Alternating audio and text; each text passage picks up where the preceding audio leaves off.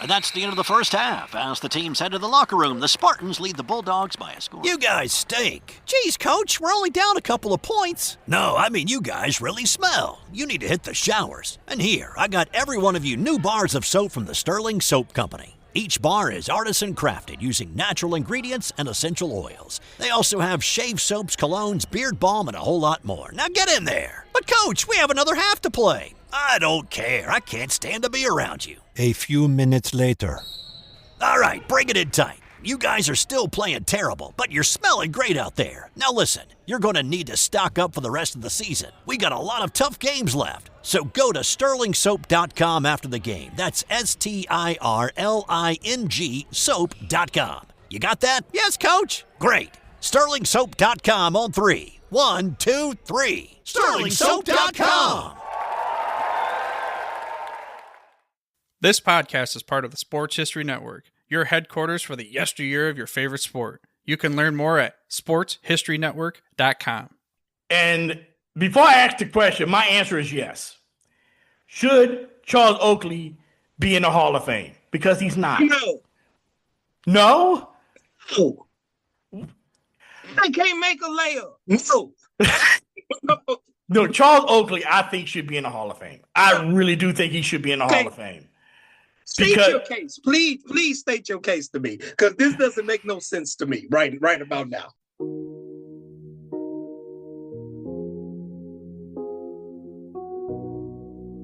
Sports from back in the day. From Atlanta, it's Dana on the mic, talking old school legends, bringing history to life. We go deep like a spiral in the Superdome. Back when athletes left the game due to talking alone. Jordan fadeaways, Jackie in the zone, Ollie in the ring, man, he stood all alone. From the Negro Leagues to the ABA, we break it all down, yeah, the classic way. It's Charles from the district, straight out the boot. Southern University pride, repping truth in the booth. From Baton Rouge to the nation's capital, legends on deck. Yeah, we factual tales of the greats, gold chains and all. Baseball, who dreams in that football brawl? No clickbait, no fluff, just the facts we say. It's historically speaking, sports from back in the game.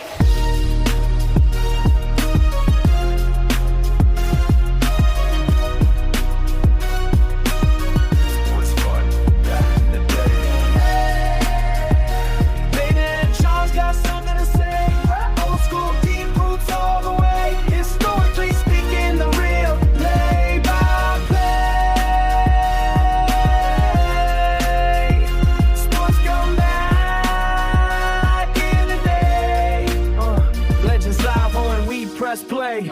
So sit back, tune in, and hit replay. It's historically speaking sports, the classic way. Like any other pro sports league, the NBA is made up of players of different personalities, perspectives, and backgrounds. All come from different areas of the country and now the world, as the NBA has now become truly a global game.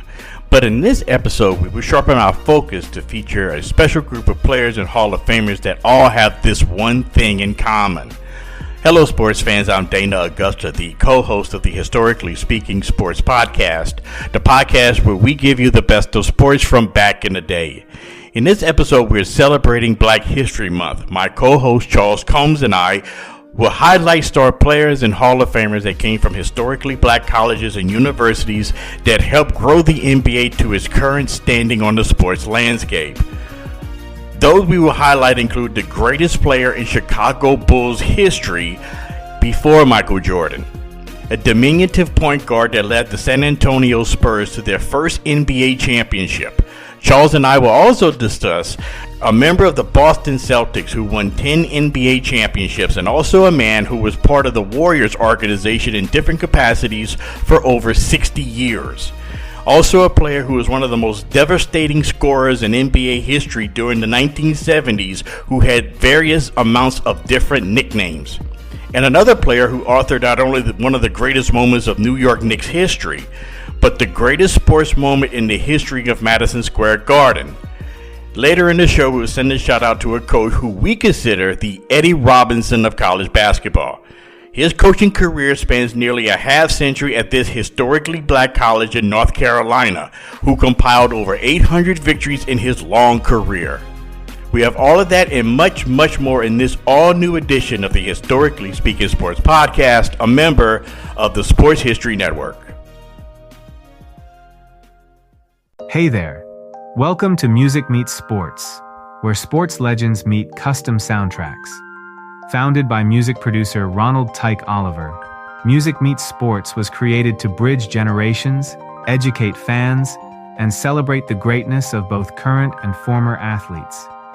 We craft original songs about heroes in basketball, football, baseball, boxing, and beyond, highlighting their struggles and victories. Across all musical genres, we reintroduce fans to their favorite athletes in a way they've never heard before. From Babe Ruth to Reggie White, from rising WNBA stars to timeless NFL great stream, or download our music now on Apple Music, Amazon, and Spotify. Visit musicmeetsports.org to explore the catalog, hear new releases, and join the movement that's preserving sports history, one song at a time. And we're back here on the Historically Speaking Sports Podcast. I'm Dana Augusta, the co-host of this fine podcast, and joining me once again is my co-pilot, my sports history partner in crime, Charles Combs. Chuck, how you doing this evening? I'm doing pretty good this evening. D-Night's doing pretty good. Just finally there's some warmth and some melt off going on in the DMV. So man, hopefully we can keep the momentum going. And we got a nice show tonight with a Black history flavor to it. A lot of guys that's done a lot of things for basketball in general, but a lot of heroes and idols too. So let's roll. And to use your phrase, we got a lot of ballers here tonight. Yes, sir. We got some ballers here tonight, and I've been looking forward to doing a show like this for a while. Back in my first season, I had did like all of the Hall of Famers from HBCUs in the NFL. So I figured it's only right to do one from the NBA, and then plus have you on board to talk about this is really a special treat for me to do, because you know so much about basketball history as much as I do, and for something like this, it's going to be a treat not only for the listeners, but I think it's going to be a treat for both of us as well, because we're going to talk about something that we have a deep affinity for, and that is like pure ballers for sure. Yes, sir. Yes, sir. I'm ready to learn and ready to get to it. And then even just in preparation, I learned a lot, and I know definitely with your depth of knowledge and things, and definitely going to, along with the listeners, I'm going to be learning a lot this evening myself. So definitely looking forward to that. Look, I mean, those of you who are listening in, we're doing our Black History Month special. And we're going to be talking about the Black players from the NBA that are in the Hall of Fame, but also these basketball heroes that came from, like me and Charles. We both come from historically Black colleges and universities. Both of us are proud graduates of Southern University. And some of these players, and all of these players, hail from Black colleges and historically Black colleges and universities. And they wanted to kind of shine a light on them on this February during the height of Black History Month. And we're going to start the ball rolling by a player that has over the years have become not only a basketball legend, but also a metaphor for somebody coming out of the locker room hurt and contributing to their team. And we're talking about none other than the great Willis Reed. Played 10 seasons with the New York Knicks, 1970 MVP, season MVP, finals MVP, and that year All-Star Game MVP. First player drafted in the second round to be named season MVP. The only other player to have ever done that was Nikola Jokic of the Denver Nuggets, a player drafted in the second round to be named season most valuable player. He attended Grambling State University, so we're not going to hold that against him as Southern grads. But during his time at Grambling, 26.6 points per game, 21 rebounds per game, and he led the Tigers to the 1964 NAIA National Championship. What was very interesting about Willis Reed's college career, and I didn't know this, but if you really think about it, it kind of does make sense. Do you know who his college teammates were in basketball? Yeah, he had like Hall of Fame of football, Buck Buchanan, and then Ernie Ladd, who also the big cat Ernie Ladd, who also played in the AFL. Now I know I'm probably about to ruffle your feathers right now, but I don't care. I know him predominantly from pro wrestling when he did those battles he used to have with the Junkyard Dog as a heel in the in Mid-South Wrestling. Then he's also in various territories like WWF under Vince McMahon Sr. at the time, and just 6'9", quick as a cat, wonderful heel because he was articulate, he was big, he was imposing, he just had a way of making fans hate him, which is the epitome and which is a must to be an effective heel in the wrestling business. But and also he is a draft choice of the San Diego Chargers in the AFL. Yes, in the AFL, and he was part of one of the greatest defenses in AFL history with him and Earl Faison and Chuck Allen. But that's another topic for another day. Willis Reed. When you think of Willis Reed, the first image you think of is the 1970 NBA Finals.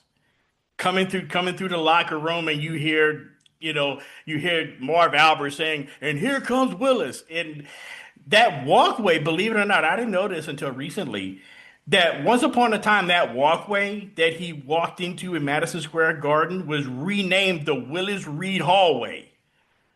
Now since they've done the renovations to MSG, I think they've gotten rid of it and put stands there or whatever. So they got rid of it. But for the longest time, it was the Willis Reed Hallway or the Willis Reed Walkway or something, because that's where he made his entrance.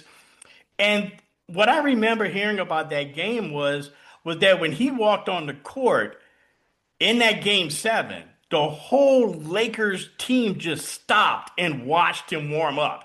Chamberlain included, and that was like one of those moments when you're like, okay. And I think it was Clyde Frazier basically said, "We got him." They stopped warming up to watch him warm up. We got him, And then underrated in that was Clyde Frazier's performance in that Game 7, 36 points, 18 assists. One of the greatest Game 7 performances ever. But that game will always be remembered for Willis Reed. Yes, and as you mentioned, I was going to mention that Frazier's heroics often get overshadowed by Willis Reed because it was literally game time. Will he go? Will he not go? And old Willis came out there and all that. Man, Will Chamberlain, don't get me started on that dude, man. He can hoop, but come on, man, you gotta, come out there with one leg, man. You gotta go after him. And I know, he was past his peak, obviously, but still plenty dominant enough. And then on top of that, he kind of fueled the Madison Square Garden crowd into a frenzy because you remember he hit the old that elbow jumper from the foul line. He hit the first two shots of the game. And he didn't score any more points after that, but just the psychological lift that he provided them. And, and even though he was on one leg, he kind of did enough, did enough and did what he could in that. Now, I mean, as iconic as that moment was in preparation for this, I saw something even more iconic because, he, obviously he's a Louisiana native like the two of us. Yeah. And he played high school at West State High, and it was a school built directly when they first established sort of the separate but equal, like Brown versus the Board of Education. And he as you mentioned, he started in the All-State in football and basketball, won the state title at the school. But one time he got his shoes stolen and he went for 58. with no shoes. So you know how much hooping you got to be doing without shoes. So imagine, man, what if he'd had his shoes, man, dude might He would have dropped 70. He probably would have dropped 70. No shoes. You know what I mean? So you got to give it to him. But just one of the big icons of historical figures, Black history wise and NBA history wise, and just tremendous player. He's on both the 50th anniversary team and the 75th. You know me, you know my contention. I don't believe in adding players. Every time, like when they get to the 100, okay, just cap it at 75. We put some more on, but we take some more off. You know what I mean? Quit adding everybody to it, but that's another topic for another day. But just a tremendous player for the Knicks in those early 70s Knicks teams that hit pay dirt, and they haven't done it since. You look at that 1970 team. I don't know if anybody has ever done this, maybe outside of maybe Michael Jordan. And I'm not even sure Michael Jordan even did this. He was the 1970 All-Star MVP, 1970 season MVP, and the 1970 Finals MVP. To have MVP in all three. I don't think anybody has ever done that. Well, if he hasn't, if someone has, he's most certainly the first. Yeah, he's definitely the first, but I don't think anybody has ever done that since. Being the Finals MVP, All-Star Game MVP, and season MVP. That's insane. Just tremendous player. And it's kind of amazing, like in Knicks history, like a lot of these guys, like, like a lot of times you'll see articles sometimes that kind of chronicle all franchise teams. Right. And it's like he gets overshadowed a lot of times. And Patrick Ewing, I'm a big Ewing guy. I really am. But just to not even for Ewing to be the starting center all-time franchise-wise without even a discussion, it's not even up for discussion. It's in considering what all Willis Reed has represented and has done. That's just an absurd notion for it not to be even up for debate. Right. Exactly. I mean, and you look at those, especially the 73 team, when they added Earl Monroe, which we're going to talk about a little later on. I'm surprised that they're not ranked as far as like one of the greatest teams in NBA history ever assembled. Because you look at the starting five, you had Willis Reed, you had Bill Bradley, you had Clyde Frazier, you had, you had so many guys on that team. DeBusschere was a starting power forward. And there was the center was actually, and I can never remember his name, but he was like he played most of his career with the Warriors, part of his career with the Warriors, but he's from Ohio State, and I see his face, but I can't think of his name. It's gonna come to me. It's gonna come to me later. I know it. But you also had a young Phil Jackson on that team, even though he didn't play much. But you had Red Holzman as coach. And you had a whole bunch of players, and then they defeated they knocked off the 73 Celtics that won 69 games that year. Which is considered the greatest Celtic team to never win a title. And they beat them thanks to what is called the Dream Game it was game 6 of the finals of the Eastern Finals. The Dream Game, because Dean Meminger came off the bench and dropped like 30, on the Celtics. So they call that the Dream Game, because that was his name, Dean the Dream Meminger. But that was crazy, But that 73 Knicks team should be ranked up there with one of the greatest teams of all time.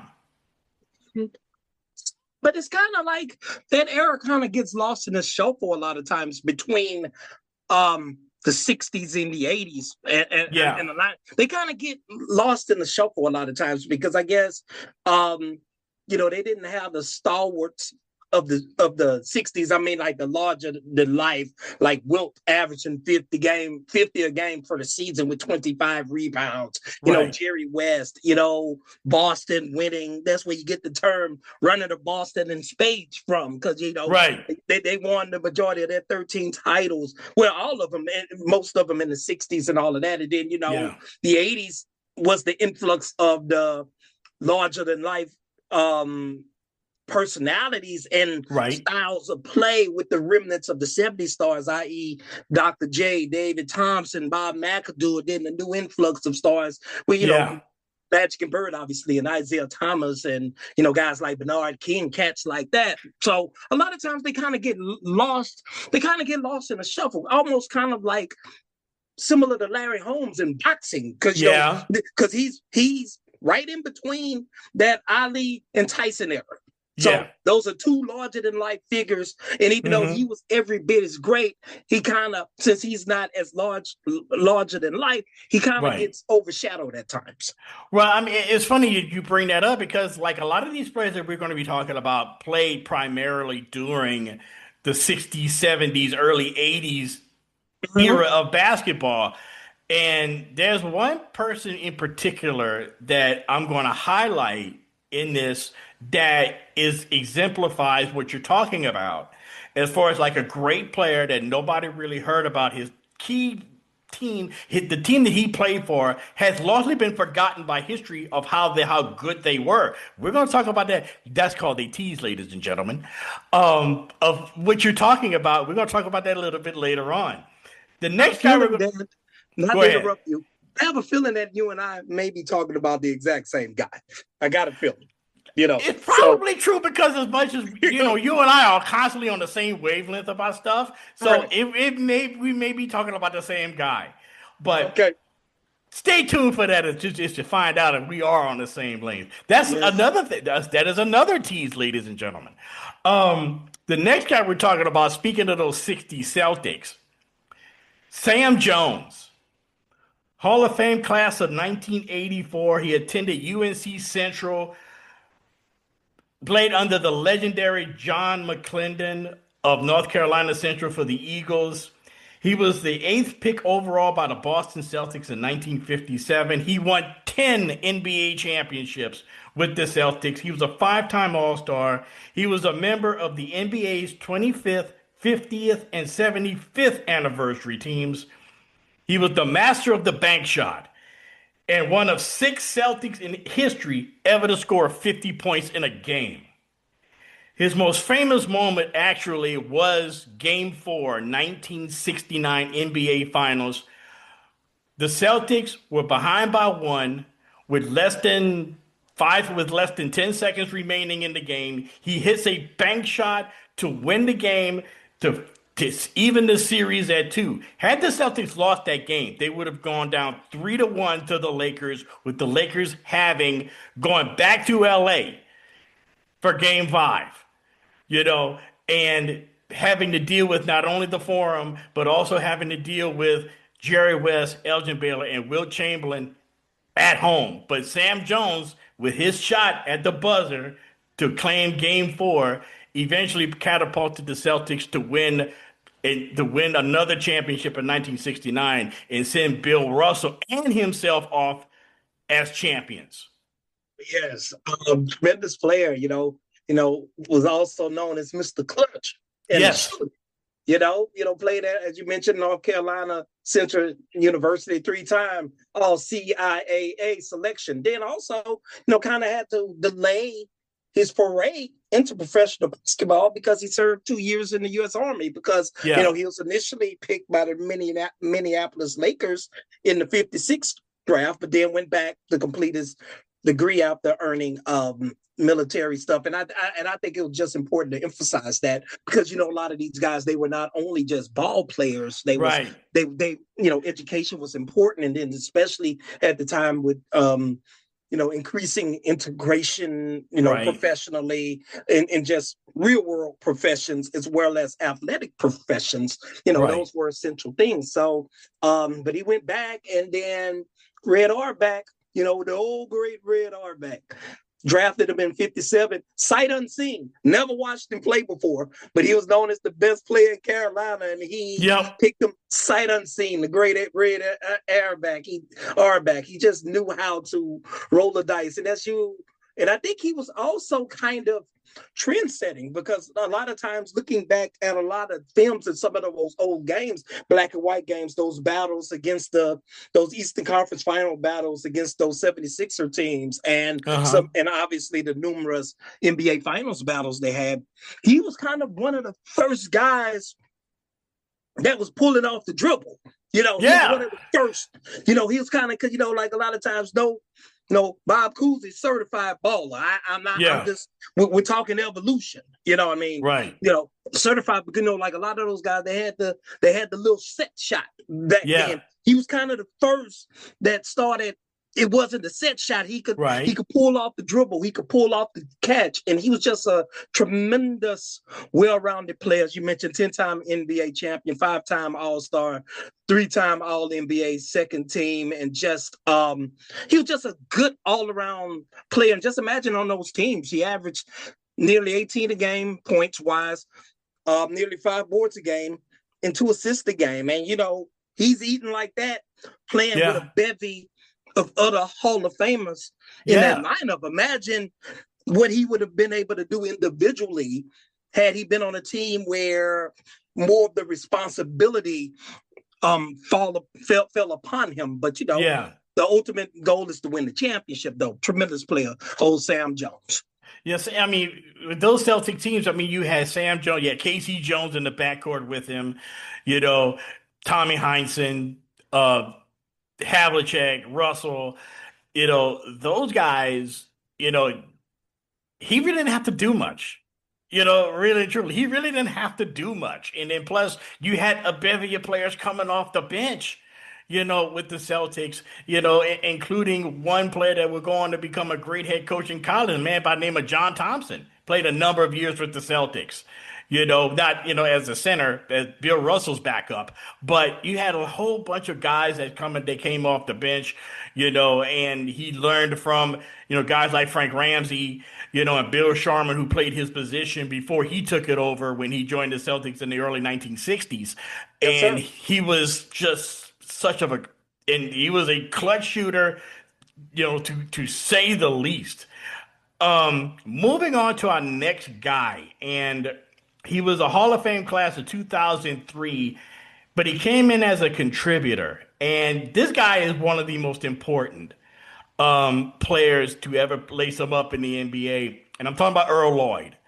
Earl Lloyd was one of 3 black players drafted into the 1950 NBA draft. And he was the first one to actually see action in an NBA game, the first black player to come into an NBA game.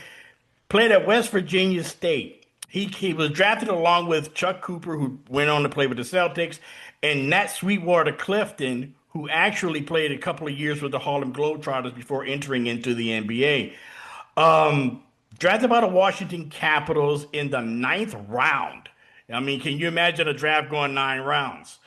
Won the 1955 NBA champion with the Syracuse Nationals. After his playing career, this is interesting. After his playing career, he became the first black non-playing coach. In other words, the first black coach is always known as Bill Russell, but he was a player coach. In Earl Lloyd's case, he was the first black just standalone coach, and he coached the Detroit Pistons in 1971. Played at West Virginia State.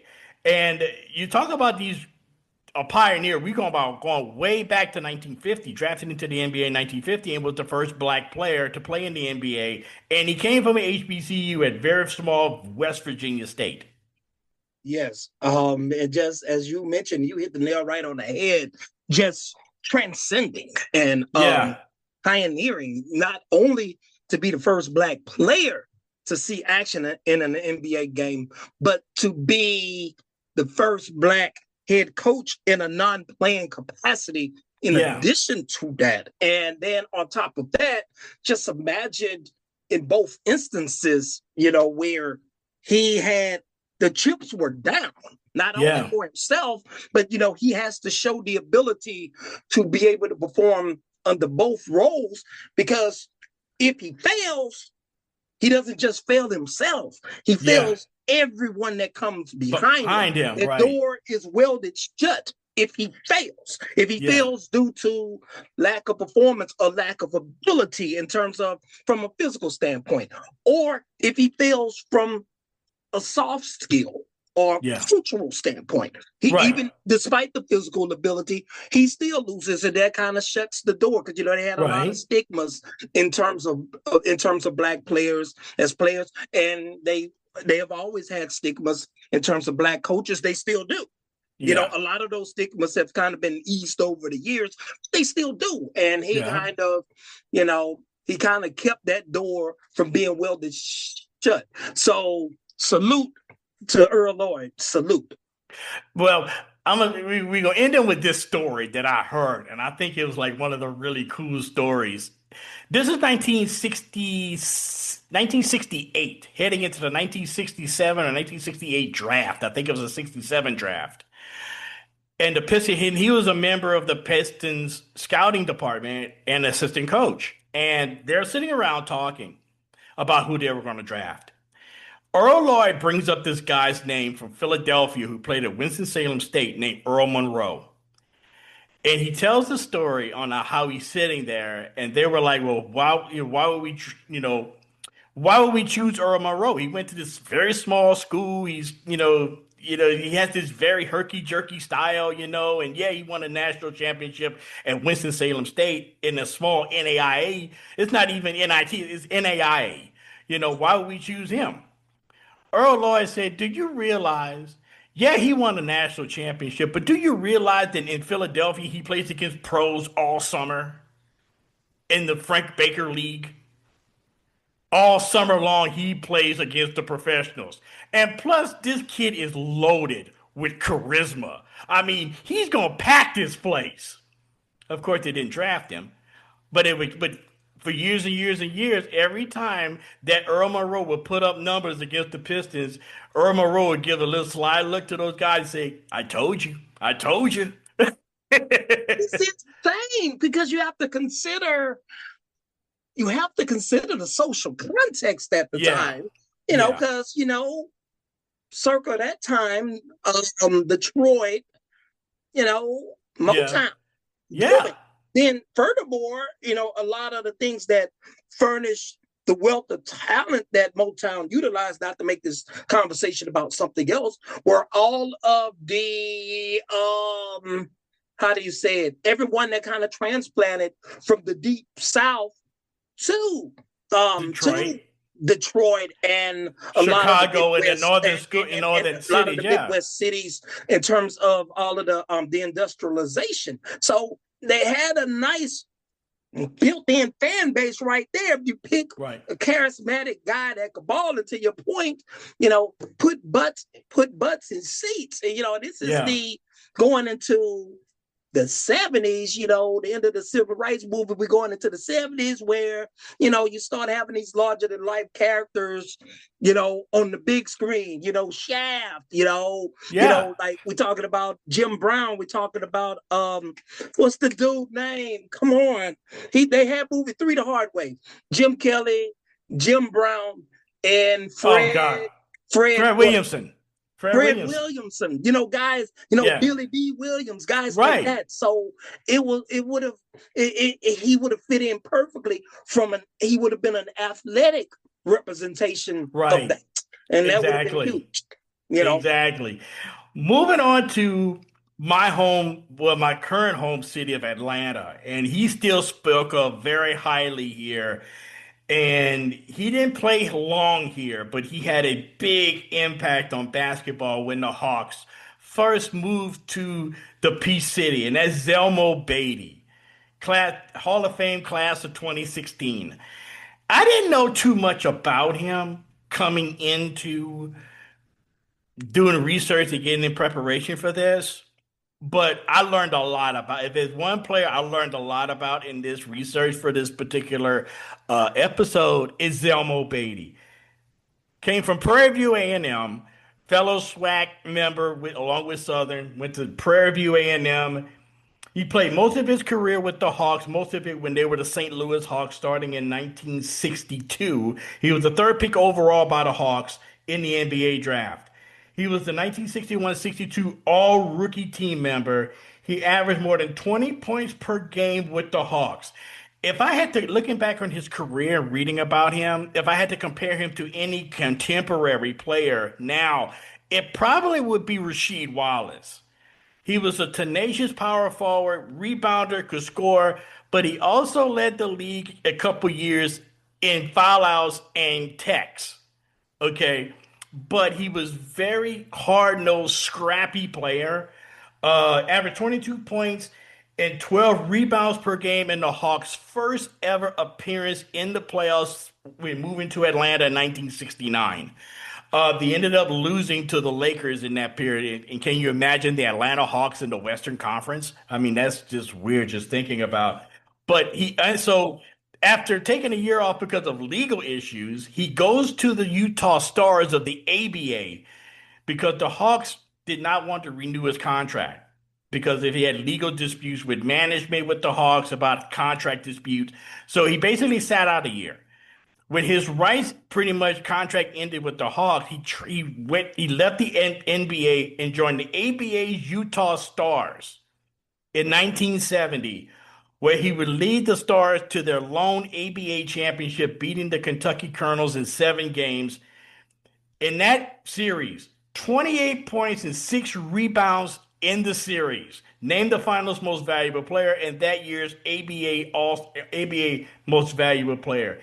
He ended his career in 1975 with the Lakers. He had a number of knee injuries and stuff toward the end of his career. But while he was in his career highlights, 2-time NBA All-Star, 3-time ABA All-Star, and is a member of the ABA's all-time team. So Zelmo Beatty, former Prairie View Panther, a guy I learned a lot about in preparation for this episode, man. Just an outstanding player, rough, hard-nosed kind of player, rebounder, scorer type of player. A lot like a Rasheed Wallace, I would say. With a name like Zelmo, you better be able to hoop. With a name like that, and then you say you didn't know much about him, right? Right. So, while he was in college, he averaged 25 and 20. You don't need to know too much else.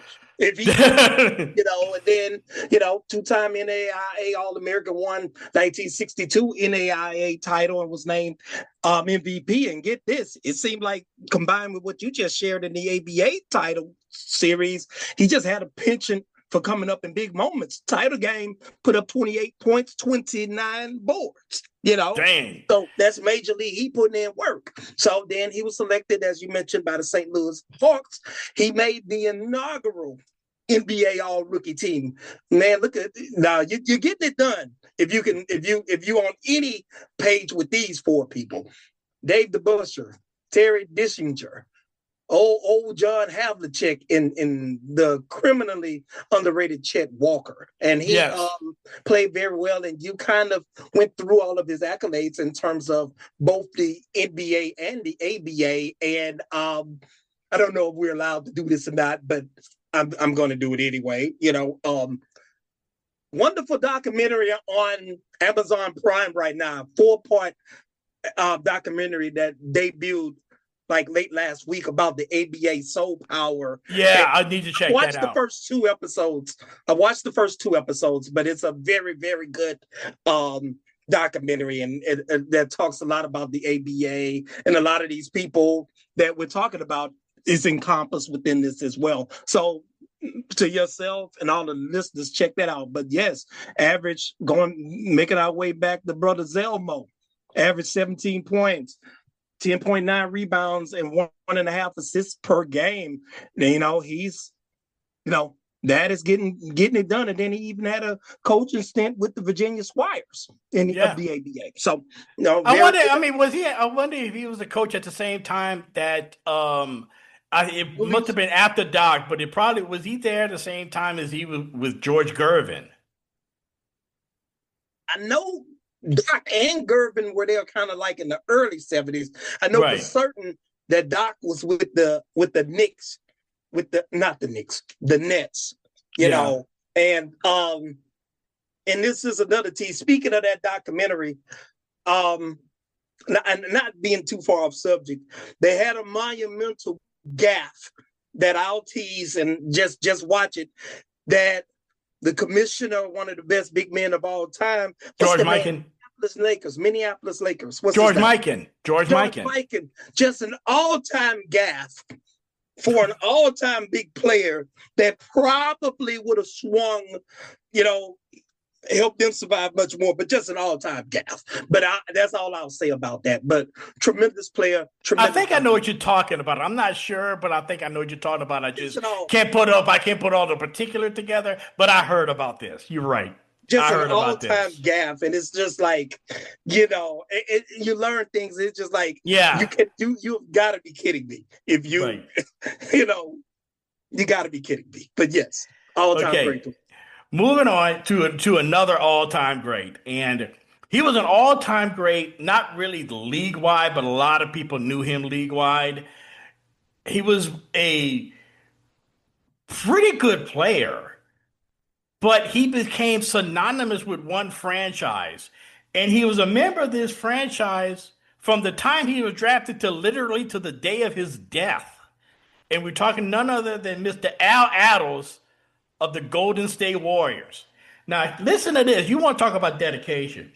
He dedicated 65 years of his life to the Golden State Warriors. Really, he was drafted by the Warriors back when they were still the Philadelphia Warriors in 1959.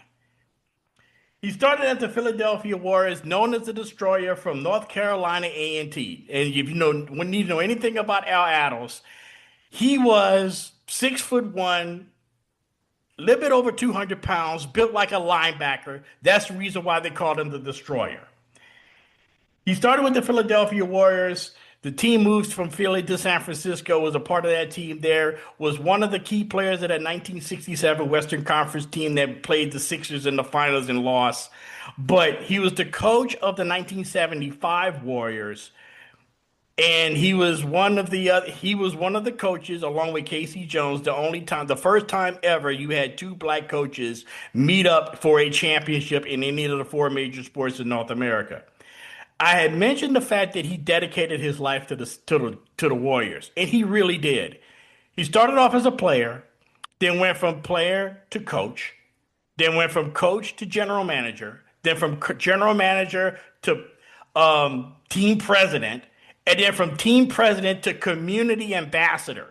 And he held all those positions, all with one franchise. He coached the Warriors until 1983, and he was the longest tenured coach in Warriors history up until Steve Kerr took that spot.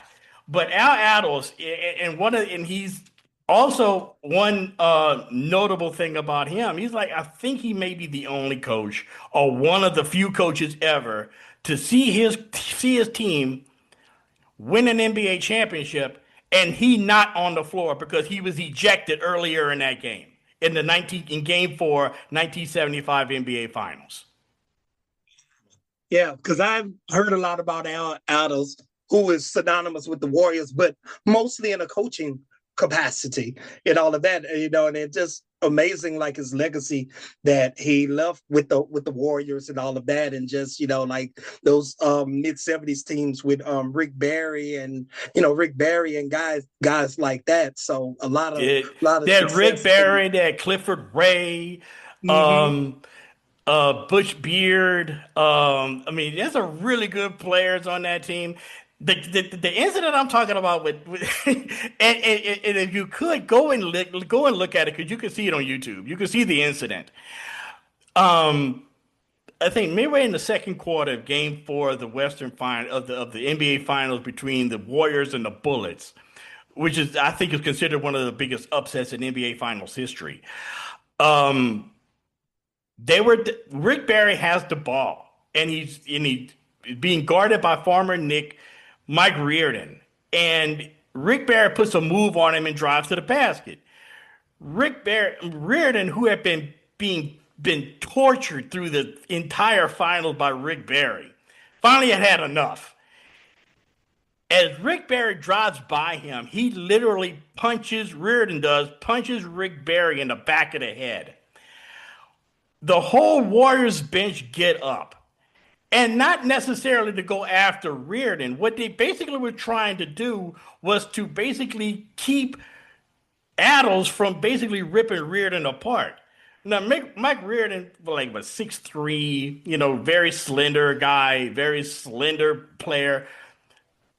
Al Adams was every word of his nickname, the Destroyer, because he was 6'1", well over 200 pounds, muscular. He was going to kill him, okay, and literally kill him. And the whole Warrior bench is basically holding Al Adams back. And if you go back and watch it, you see the whole Warrior bench is trying to protect Reardon because he knew that Adams was going to go after him. Adams gets ejected out of the game, so does Reardon. But the Warriors come back and win the finals, win Game 4, sweep the 52-win Bullets team. The Warriors only won 47 games that year. And for them to even make it to the finals and then beat Wes Unseld and Elvin Hayes and the 52-win Bullets team, which still, to this day, is still the most wins in Wizards history. In a season is 52 wins. But Al Adams watched his team win the NBA championship from the locker room for most of that Game 4. Wow. Just a tremendous coach, and looked like he was with Wilt still.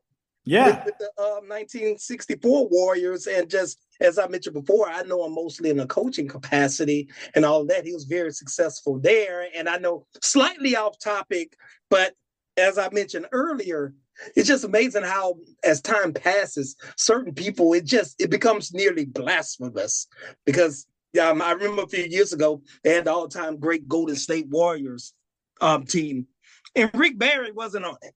And it's like, why not? What are you talking about? Why? I mean, that's insane. Whoever put it together must not know anything about the Warriors. Anything. They're like Clay, Steph, Draymond. Who's the center? Who's the center on that team? Who's the center? It should have been Joe Barry Carroll or somebody like that. Not Wilt?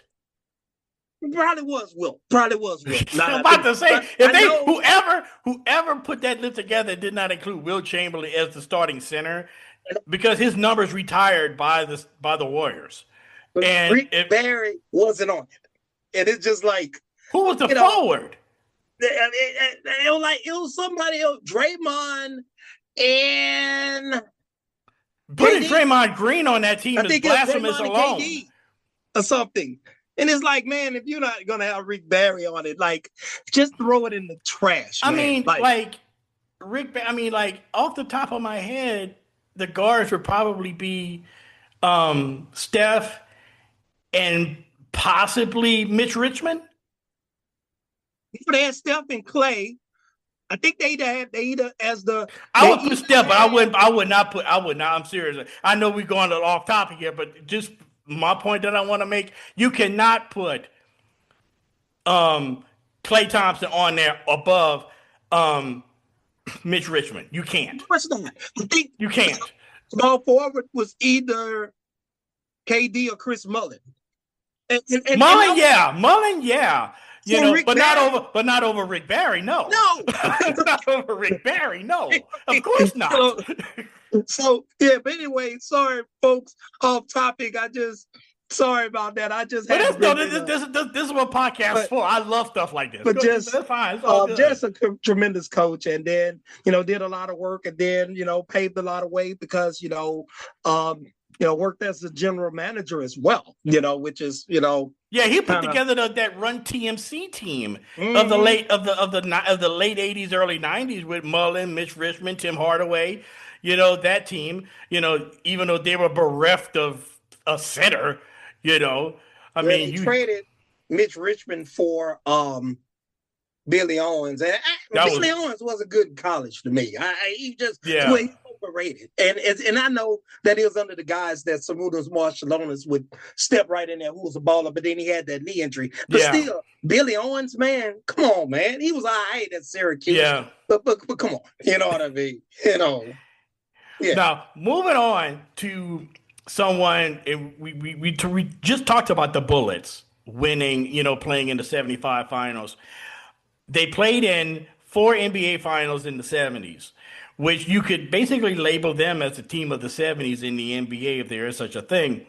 Playing in 4 NBA finals, but only winning one of them. The key member of that lone championship for the Washington Bullets in 1978 was a man known as the Greyhound from Norfolk State, none other than Bob Dandridge, Hall of Fame class of 2021. And if you look up the basketball, look at the basketball dictionary and see the term baller, in my opinion, you will see a picture of Bob Dandridge.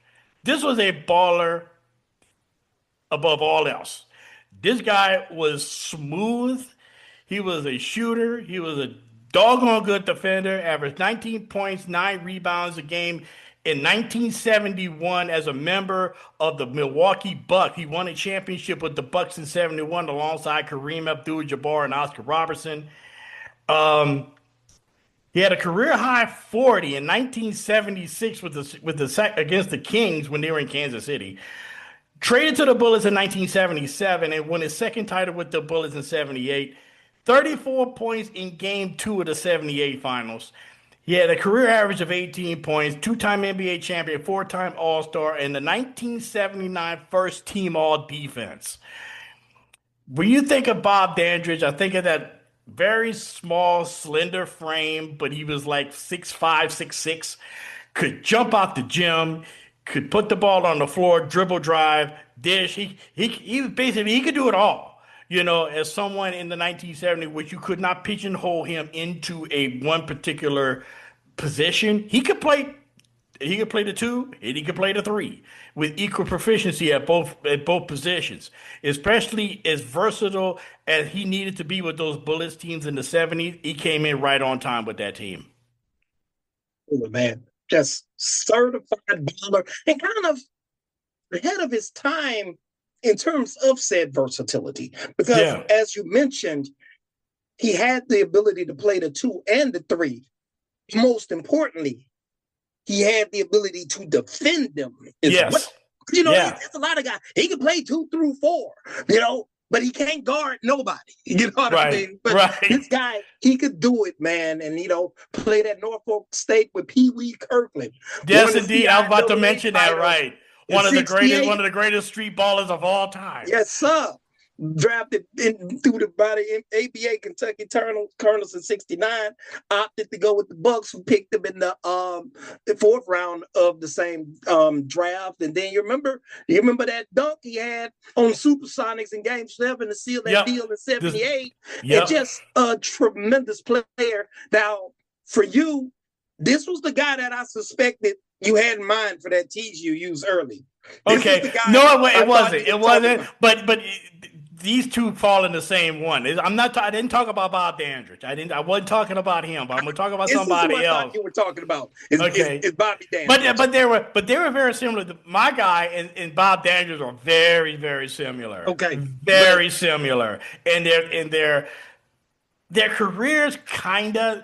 The guy that I'm going to talk about never won a title, but he was, let's just say that they're very pretty compatible, and I'm more than sure they had some battles because they played pretty much the same time, but they both played essentially the same position. They're both in the same kind of player. But back to Bob Dandridge, I mean, you think about it. On one hand, one part of his career, he played alongside Kareem and Oscar Robertson in the first part of his career. And at the end part of his career, he played with Elvin Hayes and Wes Unseld. Yes, sir. So you talk about a guy who was able to fit with 2 superstars on each time and win a title with those said superstars. He was basically the ultimate missing piece of those teams. Because yeah, he was drafted by the Bucks in the late 60s. Then they got Kareem. They drafted Kareem. They acquired Oscar Robertson. Then they won the championship in 71. Then he moves on to the Bullets, who had lost to the Bucks in 71 with essentially the same team minus Gus Johnson. Then you move on to the late 70s. They lose in 75 to the Warriors. Then they go back in 78, dethrone the Sixers in the playoffs in 78 to finally get back to the finals. And they finally win it over the Sonics. And they go back-to-back finals in 78 and 79. Dandridge was always like that missing piece. And the dunk to seal the series in Game 7 in the 78 finals, the dunk heard all around the DMV. That was pretty much the capstone of his career, because he was an awesome player and one of the more underrated players in NBA history. Definitely. And to your point of him playing with the superstars, he was every bit as essential and integral. Yes, he was. As those guys, because he was a guy with his versatility. There's a lot of people that they say he's versatile, like the old dreaded combo guard that I hate. Well, yeah. he can handle the ball. Well, he's going to turn it over as much as he make an assist. He was good. Like if you need defense, he was good at it. If you needed shooting, he could shoot.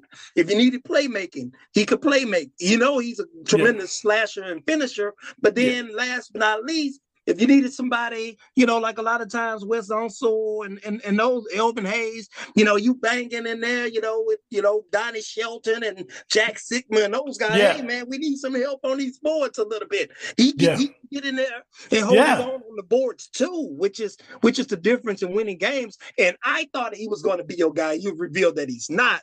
Yeah. But when they talk about all-time great small forwards. Yeah. The brother name never comes up. Never comes up. It never comes up. And why? It's crazy. Bob Dandridge is like every bit one of the greatest small forwards of all time. But unfortunately, you got guys like Bird and Dr. J and Dominique Wilkins and all of them that suck up all the airspace. Where's Bob Dandridge? This guy was every bit as good as they were. Same as Sam Jones, right? Yeah. This guy, he has the ability. Because, a lot of guys have the ability. A lot of guys, plenty. Yeah. They're good. Some of these guys that's even considered better than each of them at their respective positions, right? But they have a rare trait of doing what needs to be done at the absolute time their ball club needs it. Because you got plenty of people, they can do more. Yeah. But then when we absolutely got to have it, he can't do it then. Yeah, right. So if you can't do it when I need you to do it and we got to have it, it's not, it's just like a good car, okay? I need you today, but you in the shop, you can't do it. What good does it do? But they were always the timing. And like you said, it may not be these 30-point games, things like that, but the timing of the points that they score, the timing of the defensive stops that they get, things like that. Those are things that you just can't teach. Right. The next guy is one of my personal favorites. And he wasn't like a guy that scored a lot. He was like this bucket, this lunch bucket, blue collar type guy, Hall of Fame class of 2021 from the Detroit Pistons. Started off with the Washington Bullets, attended Virginia Union, a man by the name of Ben Wallace. And the reason why he's my guy, not only because of his style of play, but he was also in a music video of one of my all-time favorite artists. He was in a music video with Calvert Chaney and I think Harvey Grant with Crystal Waters. In the music video, if you what's the name of that song? Just Say If You Feels All Right. So he's in that music video when he was a member of the Bullets.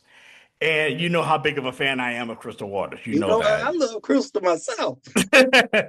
And he's often considered one of the greatest defensive players in NBA history. 4-time Defensive Player of the Year. One of 3 players ever to be named Defensive Player of the Year 4 times. The only other ones, Dikembe Mutombo and Rudy Gobert. Let me stop you right there. Okay. Mutombo, yes.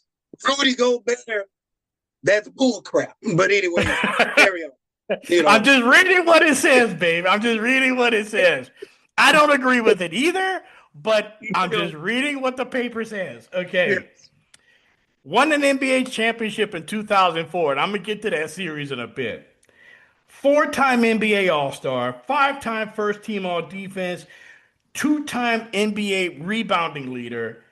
He averaged a little over 9 rebounds a game in college when he was at Virginia Union. Now, the 2004 NBA Finals, Pistons, coached by Larry Brown, Rip Hamilton, Chauncey Billups, Ben Wallace, Rasheed Wallace, that crew, going up against the much ballyhooed Los Angeles Lakers, who had Kobe and Shaq and Rick Fox and the whole bit, but they also added Karl Malone and Gary Payton. And people thought that the Lakers were going to run roughshod through the NBA. I said, yeah, and I told a lot of my friends, I think I might have even told you this, and you're one of the few people who agreed with me. Yes, I remember. Is that if the Lakers end up playing the Pistons are going to beat the crap out of them. Because the Lakers, yeah, they're good, and you got a couple players on their team that never won a championship. But they don't have what did I say? The Lakers does not have the physical strength, nor the mental toughness or the physical toughness to deal with the Pistons. They just don't. And what you saw in that series was the first ever 5-game sweep of an NBA Finals. The series went 5, but the one game that the Lakers won, they had no business winning at all. They had no business winning that game. They just basically gave that game to the Lakers so the Lakers wouldn't be swept, because they would have been swept. If Kobe does not hit that shot in game 2, the Lakers were swept. And I still heard some people on this, like the beginning of my rebellion against sports radio, when I heard this one sports radio host who shall remain nameless say, after the Lakers won game 2, he said the Lakers got the Pistons exactly where they want them, and the Lakers are going to win 3 straight. Gotta be Jim Rome. Only Jim Rome would say something like that. Correct. Anyway, and what happened? The Pistons beat the crap out of them, especially when they went back to Detroit. And the main leader of this guy of this Pistons team on defense, basically the heart and soul of this team, was Ben Wallace. With the big afro and everything, he basically personified Detroit's attitude and their mental toughness and their physical toughness. He was the personification of that team, coached by Larry Brown, who constantly said, play the game the right way, which they did. Correct. And just to take our viewers, listeners back a little bit, I'll recollect exactly what you told me at the time and what you and I agreed upon at the time of that series. We were like, okay, if you had an open draft of both teams, obviously you will pick Shaq and Kobe 1-2. Right.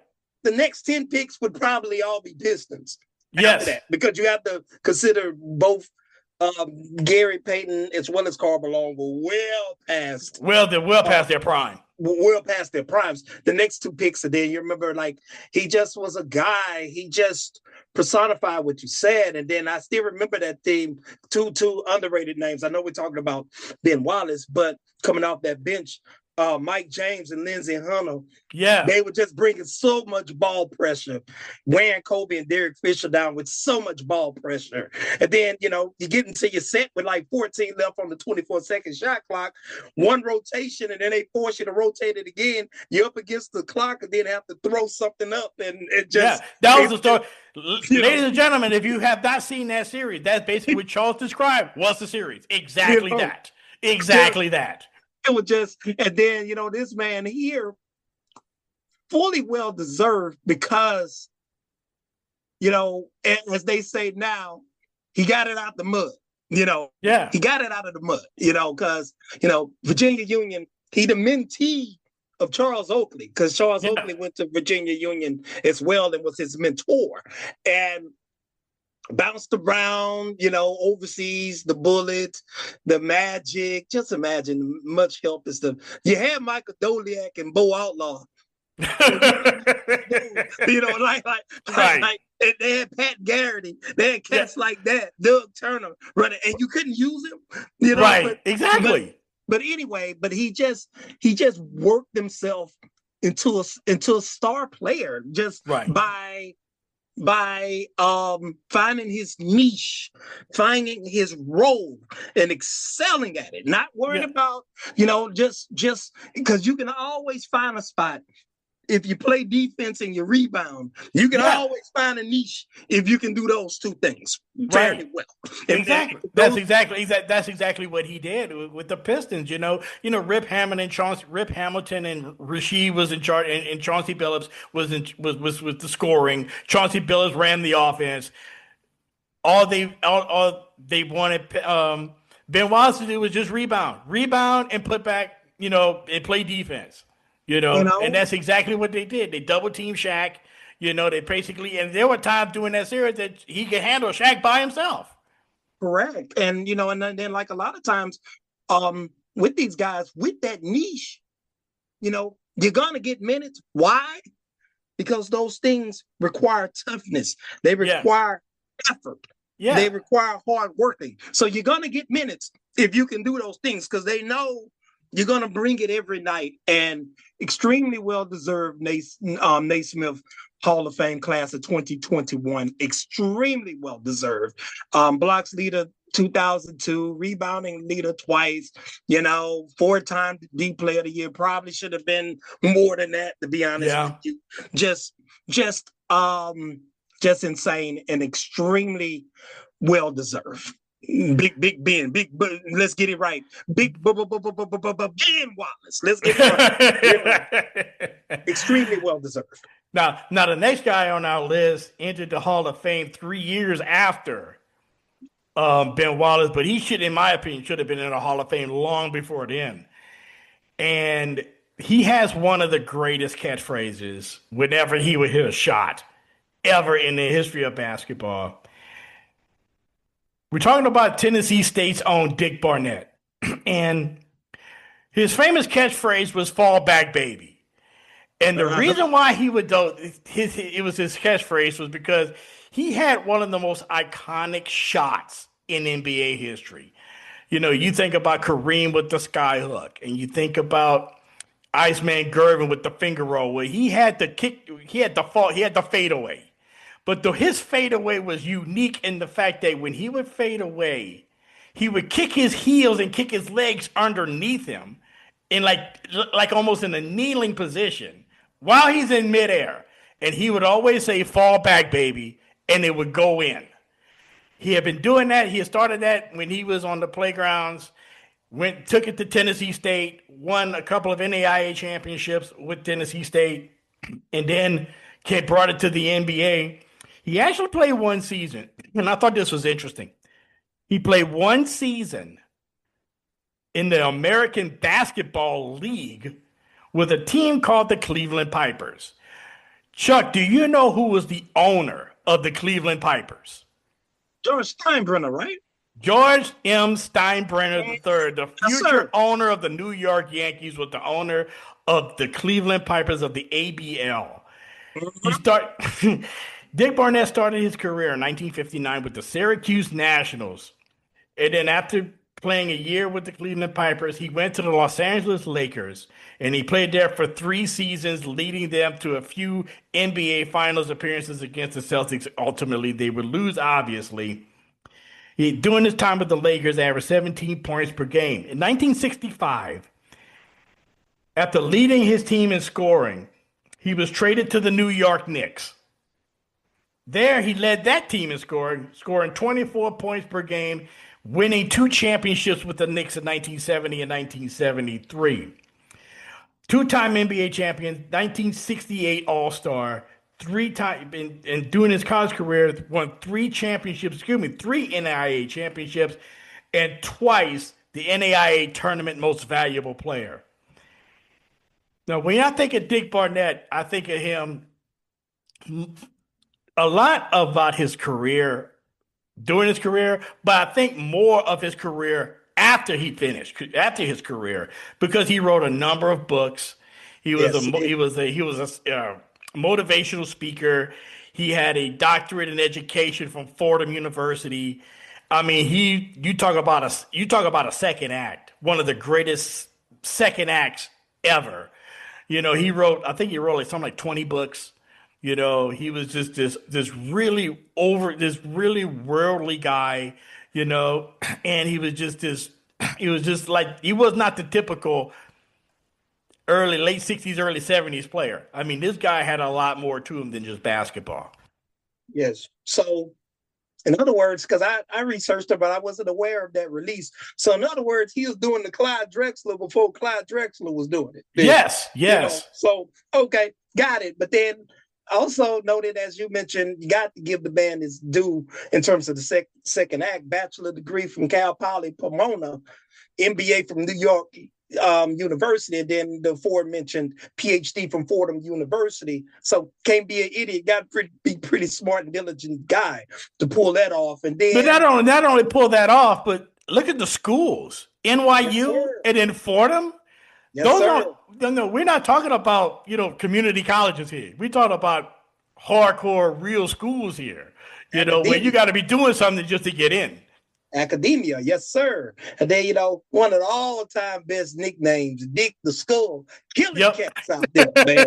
You know, and then, you know, just another caveat about him, you know, senior year in high school, grew up in Gary, Indiana, lost the first state final with 2 predominantly black teams, lost to on the other team was Oscar Robertson. So wow, yeah, just insane. And just as you mentioned, you know, kind of similar to guys, tremendous second act in the same vein as like Kareem Abdul-Jabbar as far as the second act is concerned, as well as the late great Junior Bridgman. Yeah, you know, guys like that. You know, so yes.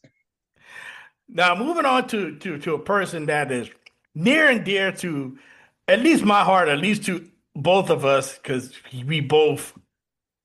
he's also a graduate of Southern University, and he made his name during the 1990s, more so because of his game and less because of his voice.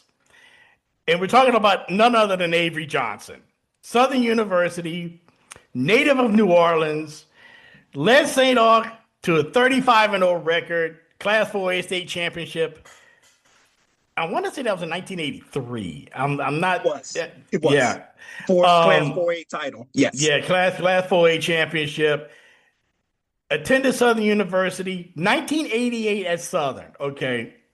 Led the NCAA with 13.3 assists per game and 11 points per game. That doesn't seem like very big numbers, but check this out. He's the first player ever to average in double figures in both points and assists in NCAA history.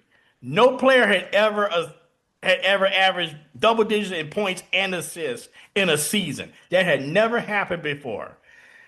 12 assists. He has a couple other college records here. 12 assists per game for a career.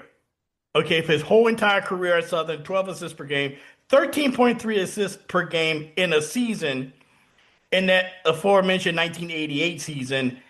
And this one just blew me away. Most games, most assists in a game, most 20-plus assists in a game in a career. He had 4 games in his career where he had 20 or more assists in a game. And those are during the years of the running gunning Jaguars, when the Jag consistently led the nation in scoring. I think one year they averaged like 110 points per game scoring during Avery Johnson's career at Southern. He played for various teams in the NBA, most notably with the San Antonio Spurs. From 1994 through 2001, led the Spurs to a world champion, their first ever world championship. You know, finally getting their monkey off the back by beating the Knicks in 1999 with Tim Duncan, Sean Elliott, David Robinson, that group, in that strike short 1999 season. But Avery Johnson was one of those point guards that was very small, but at the same time, so much fun to watch. He absolutely was, and you chronicled everything real nice, and give you a slightly different perspective on this guy because, as you mentioned before, he was a fellow Southern University alum, but I was in Baton Rouge at the time, and and I think this is a thing that gets lost about a lot about Baton Rouge and Louisiana sports at the time. Like, because of Nick Saban, once he came to LSU, they kind of finally became who they thought they could be in football and all of that. But everyone forgets that in the 80s and 90s, as far as college sports were concerned, Baton Rouge was a college basketball town at the time. It was. Absolutely, it was. It was, because you had on the bluff, well, let's start. You had on LSU campus on the south side, you had Tigers led by Dale Brown, and the host of characters. They had the 1986 run, the 1981 and 86 Final Four runs. Head coach Dale Brown, High C Carter, Swat Mitchell, cats like the late great Don Red and Ricky Blanton, and then kind of at the end of the 90s, at the end of the 80s, Chris Jackson came in there. Then that's when they had Shag, Vernell Singleton, and all those guys. But then at the same time, on the other side of town, it was showtime, because I used to go to the games at the Mini Dome then, and when it wasn't an empty seat in the house, it was showtime. Old Ben Jobe, the great Ben Jobe as the head coach, and they had they had cats like Kenny Battles, they had Javon Scales, they had Avery Johnson, they had Bobby Fields, they had Baton Rouge native and legendary coach and player as far as high school is concerned, Carlos Sample. And it was a high ticket, and it was just, if you went to the Assembly Center, they call it the PMAC now, after Pistol Pete, or if you went to the Mini Dome over on the bluff on Southern's campus, you were going to get your money's worth in those times. But then also, he's integral in terms of a lot of times with me, in terms of, and I'm sure with anyone else, in terms of, he kind of exemplified a lot of times delayed gratification and tenacity and perseverance, because as you know, he had kind of like an Odyssey type of tour to his basketball career, famously being cut by the Spurs on Christmas Day. And then he just kept biting at the apple, just kept chopping wood, and then he finally landed on the Spurs, and he was the leader of that team. And I still remember when he clinched the championship in Game 5. Channel defense deafening in Madison Square Garden, double Tim Duncan, and they kicked it out to Avery for that 18-foot baseline jumper, and he banged, and then his boy, get that ball of 5 with his on NBA Inside stuff. I date myself. You remember NBA Inside of stuff? Of course I do. Used to come on Saved by the Bell. I love Saved by the Bell. Zach Morris, my man, AC Slater was a sucker though. But he was. AC Slater was a sucker, man. And Lisa and Jesse, I know you viewers gonna get mad with me. I don't care. Lisa and Jesse were both tighter than Kelly Kapowski. I don't give a damn what but anyway, it was just like all the NBA Inside stuff used to come over. Right, we're coming right after, right? Yeah, I remember he had Ahmad Rashad with him. He was in the barber chair. He told Ahmad Rashad, "Now, Ahmad, this is what you call a ball fade." Putting him up on game, but tremendous player. Very good coach, even though I can't forgive him for blowing that 2006 final to Miami. That was just they had that series in the bag and they blew it. But tremendous, very good player, tough, and very good coach, and just a tremendous person as well. Avery Johnson, stand-up Southern University.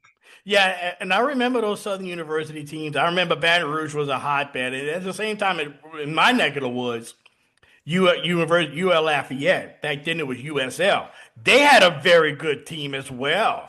And I think in one year, I think they won a game in the tournament. I think they upset Auburn one year. I want to say it was in '89. They upset Auburn. And so Baton Rouge, in Louisiana, there was a short time that Louisiana basketball, collegiate basketball, was right up there with anywhere else in the country. It wasn't just football once upon a time. It was we had some ballers down there too now. And then you remember in LSU?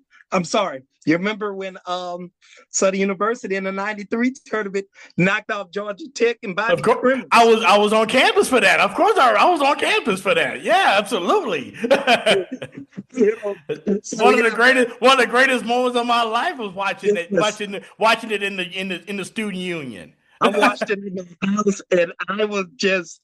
I'm not gonna lie. I was on the verge of tears because it was just kind of crazy. And then you remember they got to the next round. They played GW. They had a big man named Yinka Dottery. Oh man, that dude was trash. He was trash, but he was too big for him. They couldn't keep him off the boards. Trash. And what I used to love about the tournament back then, not to get off the subject, folks. What I loved about the tournament back then, because I don't watch it much now. What I loved about the tournament back then. They have the neutral site, and they'd have all the fans from the other schools there. Then, when the underdogs start making a run, guess what happens? All of the fans, all of the other schools getting behind the underdog, and then the stadium just be deafening. And then I love when they'll be like, "Well, we're going to take you out to the West region," and the crowd on their feet, and you could tell. The underdog bench, everybody up on their feet clapping. You're like, oh crap. We might have some here. That's one of the things about March Madness that I love, man. I truly do. Yes. Now, you mentioned this guy's name earlier, the guy that we're moving on to. We just mentioned his name, and he was one of my favorite players during the 1990s. Who also came out of Virginia Union, and you mentioned that he was the mentor of Ben Wallace. And we're talking about the Oak man himself, the Oak Tree, Charles Oakley from Virginia Union. Played 10 of his 19 seasons with the New York Knicks. He was the 9th pick overall. Now, I remember when this happened. He was the 9th pick overall, actually, by his hometown Cleveland Cavaliers. But during the draft, he was traded to the Bulls. Now don't ask me who he was traded for, but he was traded to the Bulls on draft night, and he was going to be the enforcer for the Bulls, and that was the role that he played, pretty much Michael Jordan's protector. March 15th, 1986, he dropped a career high 35 points in a 125-116 loss to the Milwaukee Bucks. He was also the team's enforcer. 1988, he was traded to the New York Knicks for Bill Cartwright. And from that point on, he became the integral part of the Knicks attack throughout the whole decade of the 90s, along with Patrick Ewing, John Starks, Anthony Mason, who we're going to talk about later, and Mark Jackson. I'm going to ask you this question, Chuck. And before I ask the question, my answer is yes. Should Charles Oakley be in the Hall of Fame? Because he's not. No. No? No.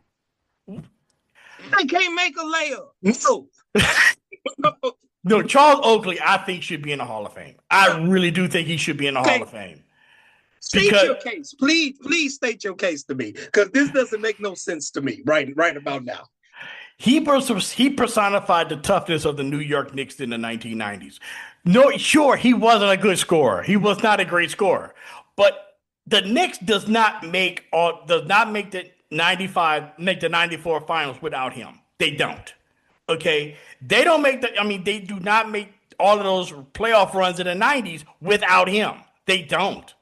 Because Charles Oakley was the centerpiece. He was not the centerpiece of the offense, because the Knicks offense, let's give credit where credit is due. The Knicks offense was crap.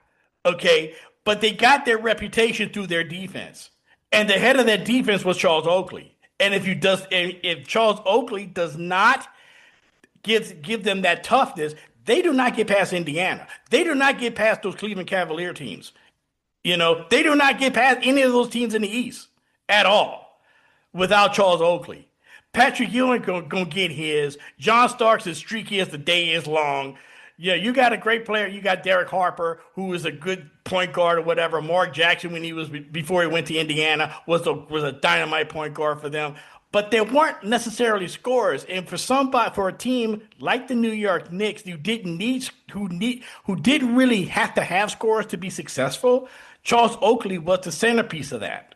That's the reason why I think he should be in the Hall of Fame. Whatever, man. But I'm not gonna disrespect you. You my guy. You my brother. I love you. But look, why he shouldn't be in the Hall of Fame? I'm a good friend of mine. I don't think you ever met him before. I've talked to him for 20 years. Good friend of mine named Vaughn Rout. He used to always tell me, because we used to have players we be playing ball, and he do like, man, he scored a bucket all day. And I'm like, man, dude, he playing defense rebounding. He like, yeah, that's good. He said, but nothing helps win games more than points, man. But anyway, I think Oakley was he essential? Absolutely. But I think sometimes being the enforcer is very, very important. But I think sometimes he got too preoccupied with that. Like, for example. Now, that I agree with you with on. I agree with you with that because he became, at times, he took that role too seriously. No, I mean, he's focusing on, like, when he busts Jeff McInnes up on the plane for the gambling debt, he slapped Bo Outlaw. He still has this back and forth with Charles Barkley talking about he slapped him once. I don't believe that. He talking about he slapped him once. He didn't do anything. And he was a good player, but he was just never the gold standard at his position. What he sought to do, I always felt that Dennis Rodman was much, much, much, much better and much, much, much, much more effective at it. I think that I agree. Yeah, I do agree with that. Of an guy that makes a difference, and I think and people talk about Patrick didn't win the title. Dude, you just mentioned everything. You remember we drafted Rod Strickland. We've drafted Mark Jackson in '88, won Rookie of the Year. Drafted Rod Strickland at '89. By 1991, we were starting under Stu Jackson, an ancient, not Maurice Cheeks, not Mo Cheeks anymore. You remember Maurice Cheeks? Yeah. You remember they traded him to the Spurs and brought him back. Stu Jackson had him starting ahead of Jackson until Riley took over. We didn't have no hoopers. So then after 1 year with Riley, they got rid of him. Who did we have? We had Greg Anthony, Charlie Ward. By the time they got Derek Harper, he was washed. So Ewing had that. The streaky starts. We had Mason at the 3, Oakley at the 4. Yeah, we can't score more than 80 points with all that garbage around him. And then the thing I don't like either, what I hate? I hate guys. You know me. I'm trying not to draw this out. You know me when we play. Right. If we lose a game, if I miss the shot and we all get picked off because we still have 30 people waiting for ups. So especially if we was up there, most of the time, everywhere we went, I had clout because I was that dude. We had clout, me and my brothers and I. But sometimes we wouldn't have the clout. We get picked off. Now, if somebody like you come to me and be like, man, damn, Chuck, man, we on the side because of you. I can stomach that. Why? Because you produce, you a baller, Right. But you know me, the guy that didn't score all day, even if it is my fault, he better not say anything. That's true, folks. That is so true. You better not say anything, even if it was my fault. You didn't score all day. You better not say anything to me about me losing the game, and you didn't score nothing the entire day, because that's a fight. So and I think Oakley was like that because you see him now. Right. Well, we didn't. It's all Patrick's fault. We didn't win. He ain't never want to hang out with any of the guys, man. What that got to do, man? Get some points, man. I don't gotta hang Get some buckets, for Christ's sakes, man. And every time you talk about Oakley, like we talked about Big Ben Wallace, similar player, Ben was much better at what he does. But we talk about Ben Wallace, what you did, tangible things, defense, rebounding, shot blocking, toughness, all that. Right. Oakley, you bring up Oakley, the first thing talk, he's an enforcer, always fight. How about some tangible basketball things? Point taken. Point taken. You know, because what you're talking about, it does make sense. What you're talking about does make sense, and you do have a point. He basically relished his enforcer role maybe a little bit too much, and plus with him lately getting into it with James Dolan, with the who owns Madison Square Garden and the Knicks and all, and the Rangers, getting into a verbal spat with him doesn't really help your legacy, with, even though he's one of the most beloved players for that Knicks team during the 90s. He's kind of like, he has that reputation of being like a little bit, taking his role a little bit too much. I loved him as a player when he was with the Knicks, but that enforcer role, especially what you're talking about, kind of like rubs people the wrong way. You know what I mean? It's been like, okay, someone like a Bill Lane Beer, that everyone, I love Lane Beer, me personally. Even like a Bill Lane Beer, right? Before he became known as this enforcer guy that got under everyone's skin, especially in the Isaiah Thomas, Kelly Tripucka, John Long era, he was a perennial all-star. Yeah, he was. He could score. He could stretch the floor. He could always rebound and defend. He was actually a good player. He couldn't finish that well, but he was a perennially good player. And then when they kind of switched the makeup of the team, they altered his role. So he had to kind of alter the way he played due to the change in role. Whereas Oakley, even the thing with James Dolan, right? Okay, Oakley can't come back. Some people, should he be allowed? Sure. But if somebody says Willis Reed can't come back, okay, man, we're not having any more games if you're not going to let Willis Reed in. Right. But because you're not letting Oakley in, I'm going straight through the turnstile with no thought. Who cares? Right. And you and I, brothers. So, I'm just clowning with you. I had no intention of disrespecting your opinion. Oh man, dude, this is what this is for, bro. Okay. This is what this is for. So I love stuff like that. You know me. You know I love to debate. I love to argue. You know that. Dude, don't let that get in the way of anything. Okay. Now, cool. The next guy we're talking about is another alum of Southern University, and this is the guy I was talking about. When you and I had the discussion, you thought I was talking about Bob Dandridge. No, but this is the guy I was talking about.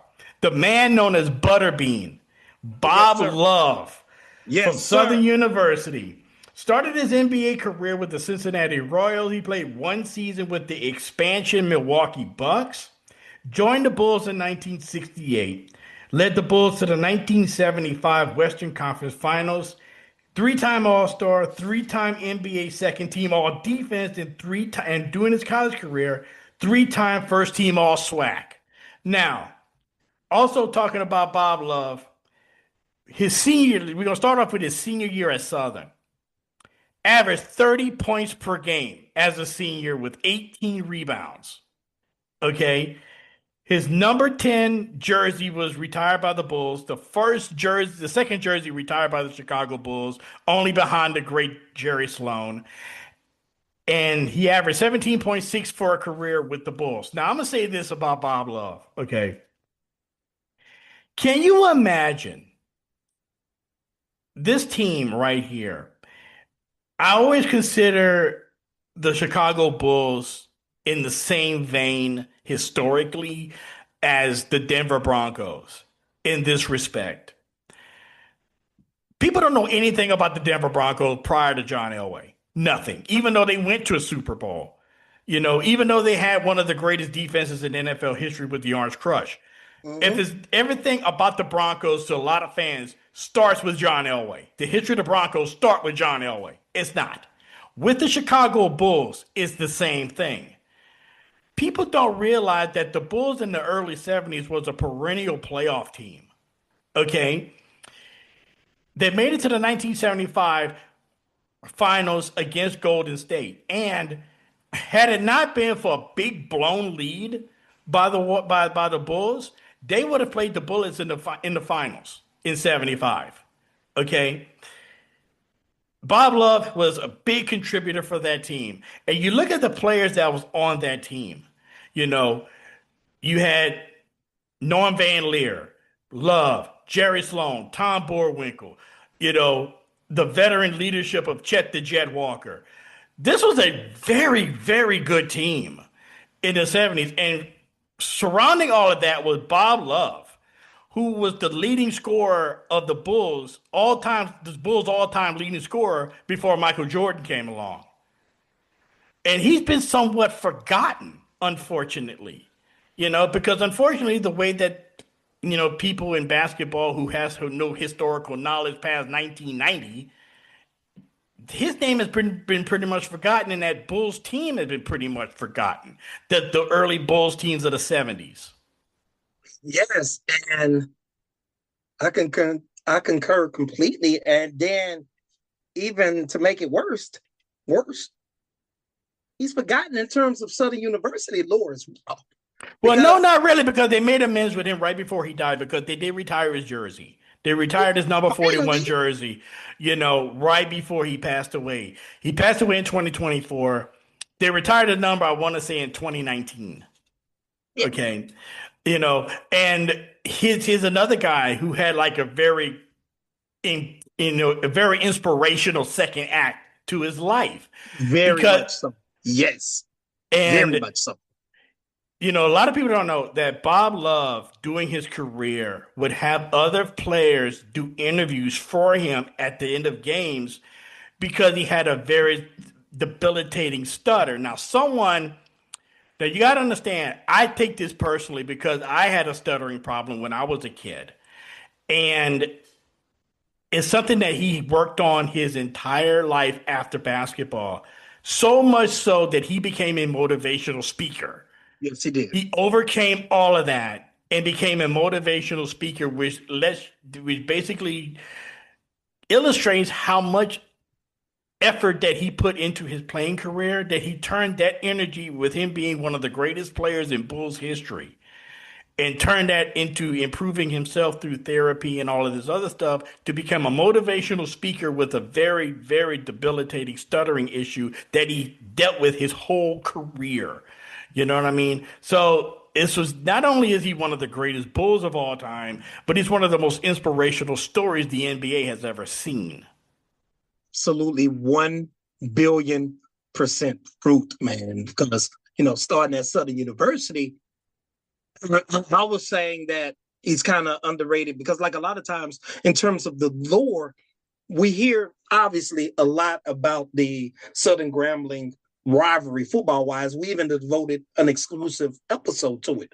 But yeah, he and Willis Reed used to have some big battles. Yes, indeed. When he was at Southern and Willis Reed was at Grambling and all of that. And just, you know, from Bastrop, Louisiana. I used to date a young lady from Bastrop, Louisiana. She's a PhD in Florida now. And Bastrop, ooh, Lord, because they have a paper mill there. So as a result of the paper mill there, it just, when the wind blows, it stinks all the time. But I mean, you got to understand, look where I grew up with all the sugar cane. Yeah, it stinks all the time, but it's wonderful girl and great place. But anyway, you know, star-studded career at Southern, and then you were right about the Bulls, you know, very, very, very good player for years throughout the 70s and all that. Did he play with Bill Kerr? The announcer, wasn't Kerr? I think he was one of the coaches. Yeah. Johnny Ray Kerr, he was one of the coaches. Yeah, and then played under Dick Motta. Boy, I remember Dick Motta from the Dallas Mavericks, you know. Well, Dick Motta coached seemed like everywhere. He coached he was the Celtics coach when Bird first arrived and won that championship in '81. Dick Motta was the coach of the Fitch? No, I'm talking Bill Fitch. You're right, it's Bill Fitch. I always get those two confused. Yeah, Dick Motta. Both of them were annoying, the players. I remember that. yeah. That's the one common thread through all of them. Dick Motta, Bill Fitch, Gene Shue, you know, all of them. Oh God, Gene Shue. It's game 6 and 77. Sorry for the tangent, folks. We got Julius Irving. George McGinnis. We're giving the ball to George McGinnis. Yes, you deserve to be fired. Yes. But anyway, I digress. But yes, tremendous player and just, led him in scoring, played 8 seasons, led him in scoring 7 times, 3-time NBA All-Star, 3-time All-NBA defensive team, 2-time All-NBA selection.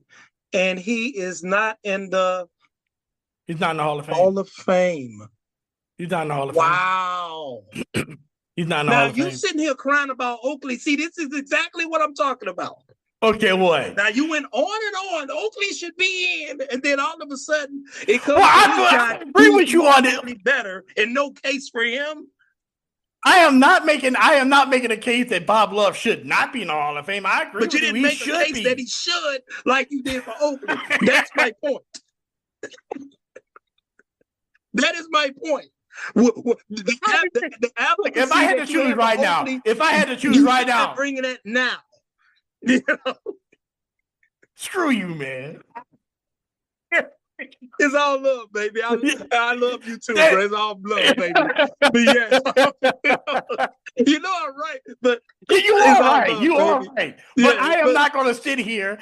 Look, I made a case. Look. I brought up the discussion. Okay, obviously Bob Love should be in the Hall of Fame. That's obvious. That's like saying Jim Marshall should be in the Hall of Fame because he's not in the Hall of Fame, but he should be, just like Bob Love should be in the Hall of Fame.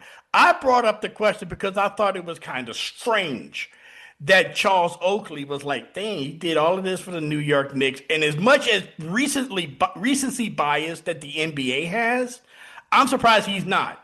Bob Love, with as much recency bias as the NBA and his writers have, they forgot most of the stuff. They don't even acknowledge anything that happened prior to 1980, in the arrival of Julius with the arrival of Bird and Magic. They don't even acknowledge that. And that's when Bob Love played most of his career in the 70s. They don't even acknowledge that, but that's the reason why I asked the question about Charles Oakley. That's where my mind was going. Should Bob Love be in the Hall of Fame? Absolutely 1,000%. Yes, he should be. I just brought that up just to see what you was going to say, with you being a former Knicks fan. That's the reason why I brought that up. It is, you provided an Atticus Finch type of defense for Oakley's case, like he was Tom Robinson in To Kill a Mockingbird. Harper Lee, great book, great movie, by the way, too. That's my point. I haven't seen that movie since I was in junior high. Okay, the movie. I know the movie. The great Gregory Peck played. Yeah, I haven't seen that movie since I was in junior high. Yeah, man, but you out there like Atticus Finch, man. Come on, man. But anyway. I didn't think my argument for Bob Love being in the Hall of Fame shouldn't even been asked. That's obvious, I can't. You know what? I can't. I can't. I can absolutely concede what you just said. Absolutely. I can definitely concede what you just said. Okay. Absolutely, you are 1,000,000,000% right. And, see, I'm a fair man. You are a fair man. Difficult at times, but fair.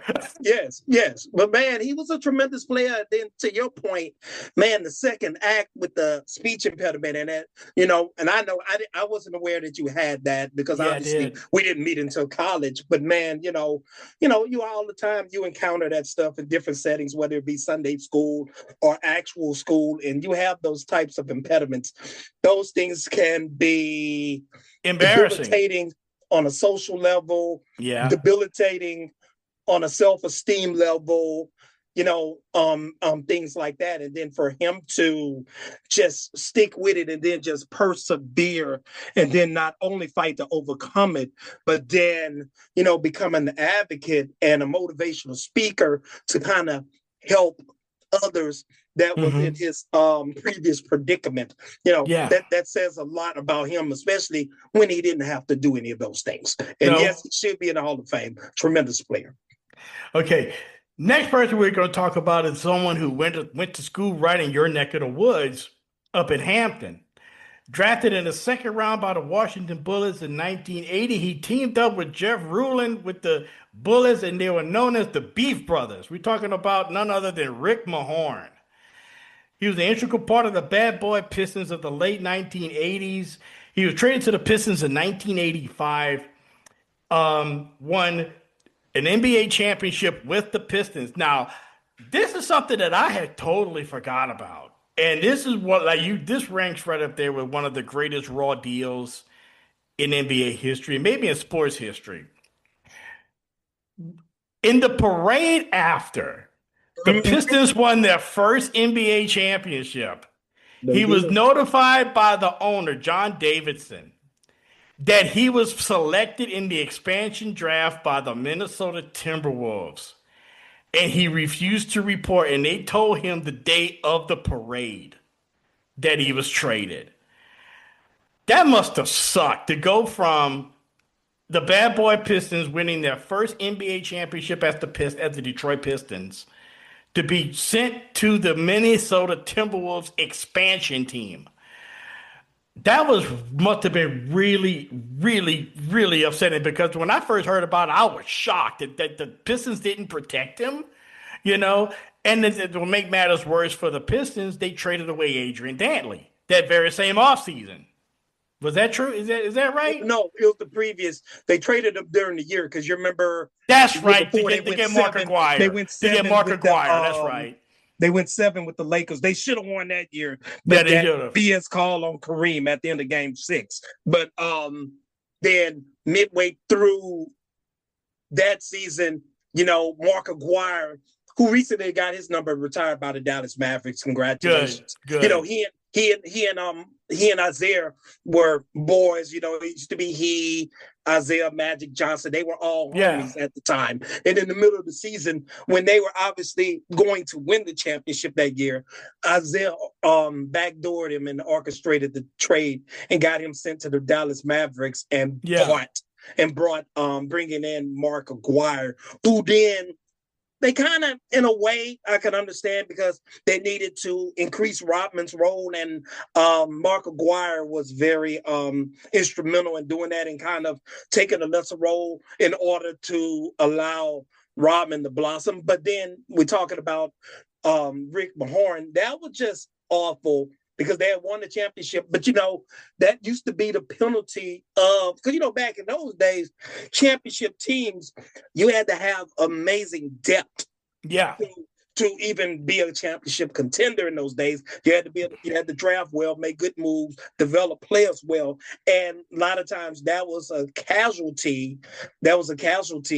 That had to happen. And, and that's kind of like not getting too far off the subject. That's something that people are fearing now if they expand and bring in the Seattle franchise, like all of the picks and all the development that OKC has accumulated.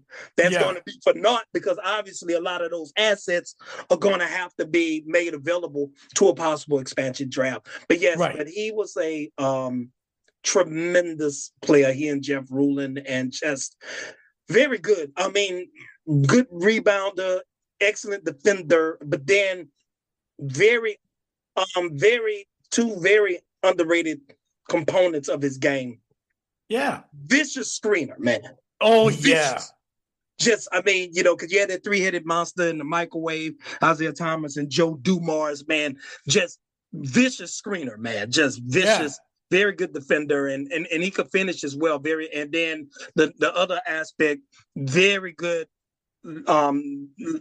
locker room leader as well. Yeah. Very good in terms of leadership as well. Yes. Yeah. And he's not in the Hall of Fame. Great. And great coach in the WNBA. He was great coach in the WNBA. Yes. Great coach in the WNBA as well. He was he didn't report to the Timberwolves. So in other words, later on he later on traded to the Philadelphia 76ers, where he was teamed up with Charles Barkley. And during that time, they were known as Bump and Thump. Was Armin Gilliam still on that team with the Sixers? He may have gone to Phoenix then, but I know that they had Barkley. Dana Barros was still on that team. Johnny Dawkins. Johnny Dawkins. They had Hersey Hawkins. Yeah. They had guys like that. And you remember they made a couple of nice playoff runs, Eastern Conference semis. At the most, but at the most, right. He kind of revitalized them briefly, before he kind of was all the way past his prime, with his leadership. He was able to kind of really pick up where Moses left off at with Barkley. You know what I mean? And but I mean, when I think of Rick Mahorn, I think of him being in the back, he being in the front court with the Lambeer, with the James Edwards, with those guys. And you had mentioned before the vicious screens that he would just absolutely just lay people out with. Joe Dumars would be coming down the court, and he would just get he would set the. And the thing about it is that Dumars and Isaiah Thomas screens they do now. No, these were legitimate screens, and it was like running into Rick Mahorn, like running into the side of an office building.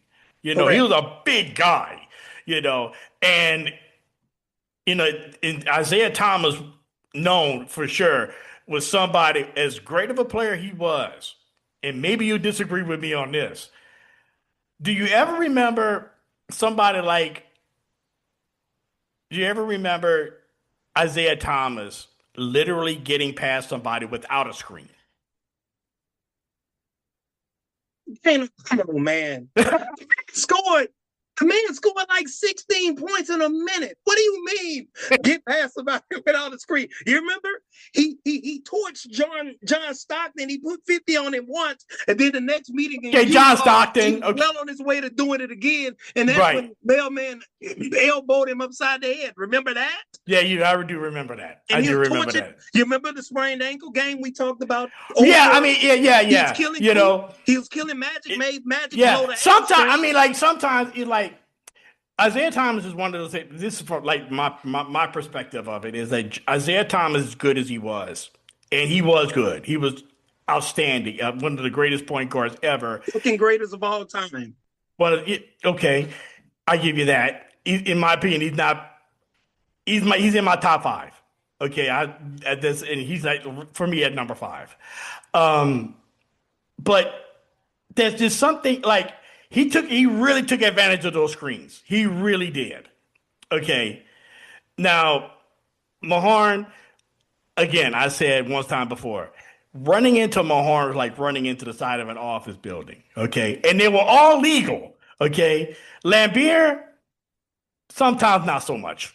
And you got to remember, I'm a Celtic fan. You know that. I'm a Celtic fan. So there's some bitterness there, okay? There's some bitterness there, okay? But all kidding aside, he was, Isaiah Thomas I'm speaking of, tremendous. He just rubbed people the wrong way. And not to mention, and finally, I got to say this in defense of myself, okay? That was my mom's favorite player, Isaiah Thomas. And my mom probably is spinning in her grave right now with me saying all of this stuff about Isaiah Thomas. But at the same time, Rick Mahorn was just an essential part of that team. He really was. And a lot of that leadership that he did for that first championship pretty much fed over to that second championship in 90 when they beat the Blazers, and they took advantage of a Blazer team that was pretty much not ready for the moment. They took full advantage of that, even though Terry Porter did pretty much do a number on Isaiah Thomas. And one of the greatest moments of my life was when Clyde Drexler dunked on him, so I love that part. Yeah, Thomas. When Clyde Drexler dunked, you're talking about when Terry Porter had a great series on Isaiah. Yeah, but Isaiah Zeke torched him, man. And the reason why they got past the game 6, remember, was because KJ strained his hamstring in game 5. Remember? Because that would have been 7. Remember? Yeah. Yeah. But that Phoenix Suns team in 90, that might have been the better. That might have better than them, though. I'm just saying that the series would have gone 7. Right. I still say that 90s Phoenix Suns team, not to get off the subject too much, but I think that 90s Phoenix Suns team was better than the 93 team that went to the finals with Barkley. I can agree with that. But now, man, I don't want to venture off topic, but you just keep doing it, and I absolutely have to do it. Now, I'll start off by finishing up with Mahorn. Mahorn, to your point about his leadership, it was just essential because you remember they had 2 heartbreaking losses in a row because you remember they had the phantom call in '88 that cost them the series, and the Isaiah sprained ankle. They should have won it in '88, and then the year before, the Larry Bird steal, Isaiah Thomas pissed away the series in '87 with the game 5 turnover to steal by Bird and the DJ layup to win game 5 when they would have gone up 3-2 going back to Detroit to finish the Celtics off because Boston was right for the picking that year. So I'll give you that. But now back to what you said. You say you got him in your top 5. Who do you have ahead of him? And I got a feeling you're going to name 2 names, and I am about to be livid. But go ahead anyway. Magic. Okay, fine. John Stockton. Man, come on, man. See, there you go. There you go. Okay, that's one of the names. I got a feeling you're going to say the other name. And Oscar Robertson. Oscar Robertson. Okay, Zeke was better, but I can give you Oscar Robertson. Bob Cousy. Bob Cousy not better than that dude, but fine. And Isaiah. In that order. He's better than Stockton. That's not as bad as I thought. I can give you Bob Cousy based on an evolution of basketball. But you know, if we playing shirts and skins at the park, you take Bob Cousy. I take Isaiah. When you get through, they gonna go to the Circle K and give me a Gatorade because you're gonna be off the court. But anyway, I ain't gonna give me a Gatorade, dog. You know, we send you for the Gatorade run once you lose. Yeah, that's right. For it. You gotta pay for it. You gotta pay for it. That's right. You lost. You gotta pay for it. But yeah, man. But they But I can respect that. Oscar Robertson and Bob Cousy. I can respect that. You know. Yeah. So okay. And by the way, for the case of John Stockton, all-time leader in assists and steals. Okay, but my point is this. Okay, how are you teammates with another top 50 player and you don't win a championship? I got 2 words: Michael Jordan. Anyway, so Zeke didn't have another top 50 player with him, and he beat him. He should have. Now, why is Joe Dumars not on the top 50 list? Because he shouldn't be. Top 75, perhaps, but top 50, no. No, not top 50. No, not top 50. Yeah, but he should have been on 75, but not top 50. Yeah, you know. All right, moving on to somebody who did make the top 50, and he's one of my all-time favorite players that I never saw. I never saw play, but I saw film of him, and Chuck can tell you that when I played basketball with Chuck, he's the one player that I tried the most to play like. And I'm talking about the star of Winston-Salem State University, the man known as, with several nicknames, Black Magic, Thomas Edison, Black Jesus, and most notably the Pearl, Earl the Pearl Monroe, Hall of Fame class of 1990. Now, that was the one player that I tried to play mostly like because I loved his style, you know. And he had that herky-jerky kind of movement with him, kind of like what I had, you know. Born in Philly, played a lot of street ball, most notably for the Frank Baker League, the famous Frank Baker's basketball league in Philly. Used to play the games at Temple University. While at Winston-Salem, he averaged 26 points per game, 1967 Division II Player of the Year, won the national championship in Division II against Southwest Missouri State by dropping 42 points. Drafted by the Bullets in 1968, selected number 2 overall, in 67.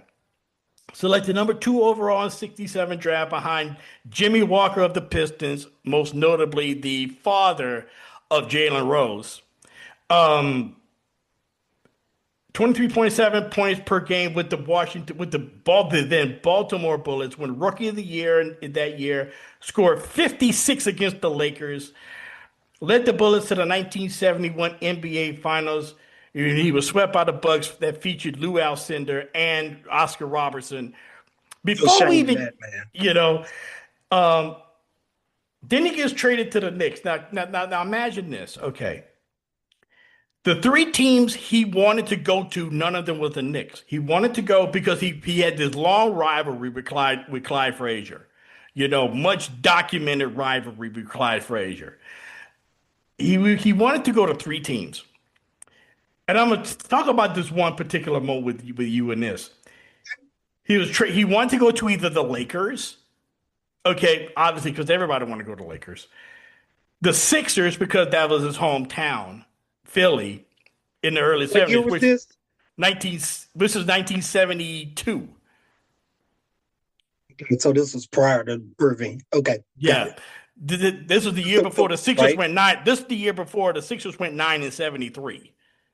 Okay, in so 1970.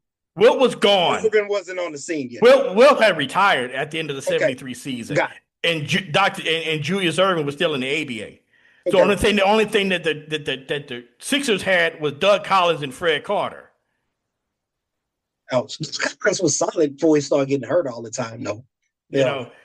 But the other team was the Chicago Bulls. Now imagine this lineup: Norm Van Lier, Earl Monroe, Bob Love, Jerry Sloan, Tom Boerwinkle, and Chet the Jet Walker coming off the bench. That could have worked. That could have made some noise. But it ended up going with the Knicks. Okay, teaming up with Clyde Frazier in the backcourt. With Dave DeBusschere and Willis Reed and that group in 73 led them to that second championship against the Lakers. Won it in 73. Had a 19-point average with the Knicks during his career, which ended in 1980. The Clyde Frazier, Earl Monroe backcourt, known as the Rolls Royce backcourt. And they're the only NBA champion where the two starting backcourt came from small schools.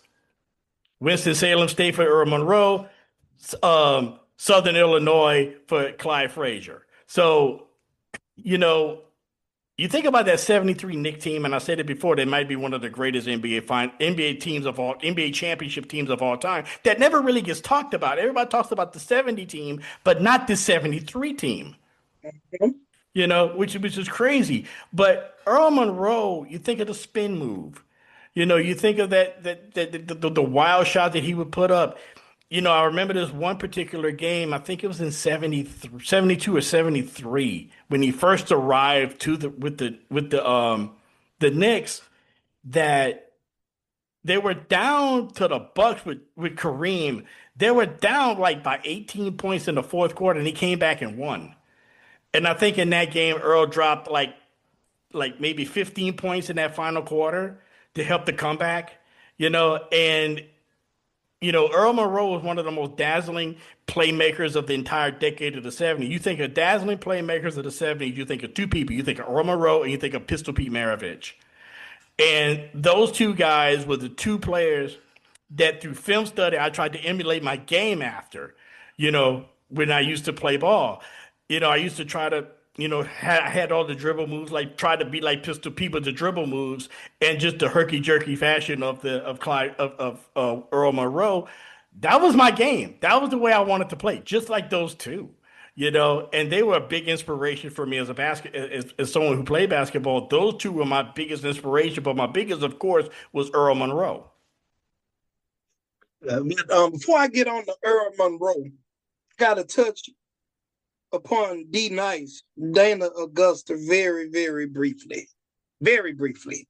Because, in the inaugural episode, we talk about how you and I used to kind of run around Baton Rouge in between classes at Southern University and jobs and play ball. Now, I'm not going to lie. I saw a lot of Earl Pearl in your game. It was. But I think it's another guy that you remind me of even more. Who's that? Andrew Toney. Really? Yes, because you had a killer, man. Like you said, you had a great. You're very quick, but that you had this pull up from like about 17, 18. If you try to back up and guard against the drive because you were very quick, but you had this killer pull up from especially from the baseline that was killer. You know what I mean? And all of that. And I gotta to our listeners, I got to give my brother his flowers. Man, this brother helped me win. This brother helped me win so many games running around in the streets of Baton Rouge in the late 90s. And we kind of used to run the okie doke. It wasn't an intentional version of this, but it was kind of similar to like White Man Can't Jump. Yeah, of course. White Man Can't Jump. Sidney Dean and Billy Hart. Now I say this from once and all. Billy Hart was so much better than Sidney Dean as far as a basketball player too. It wasn't even funny. But I was a clean cut guy too, but you were even more clean cut than I was.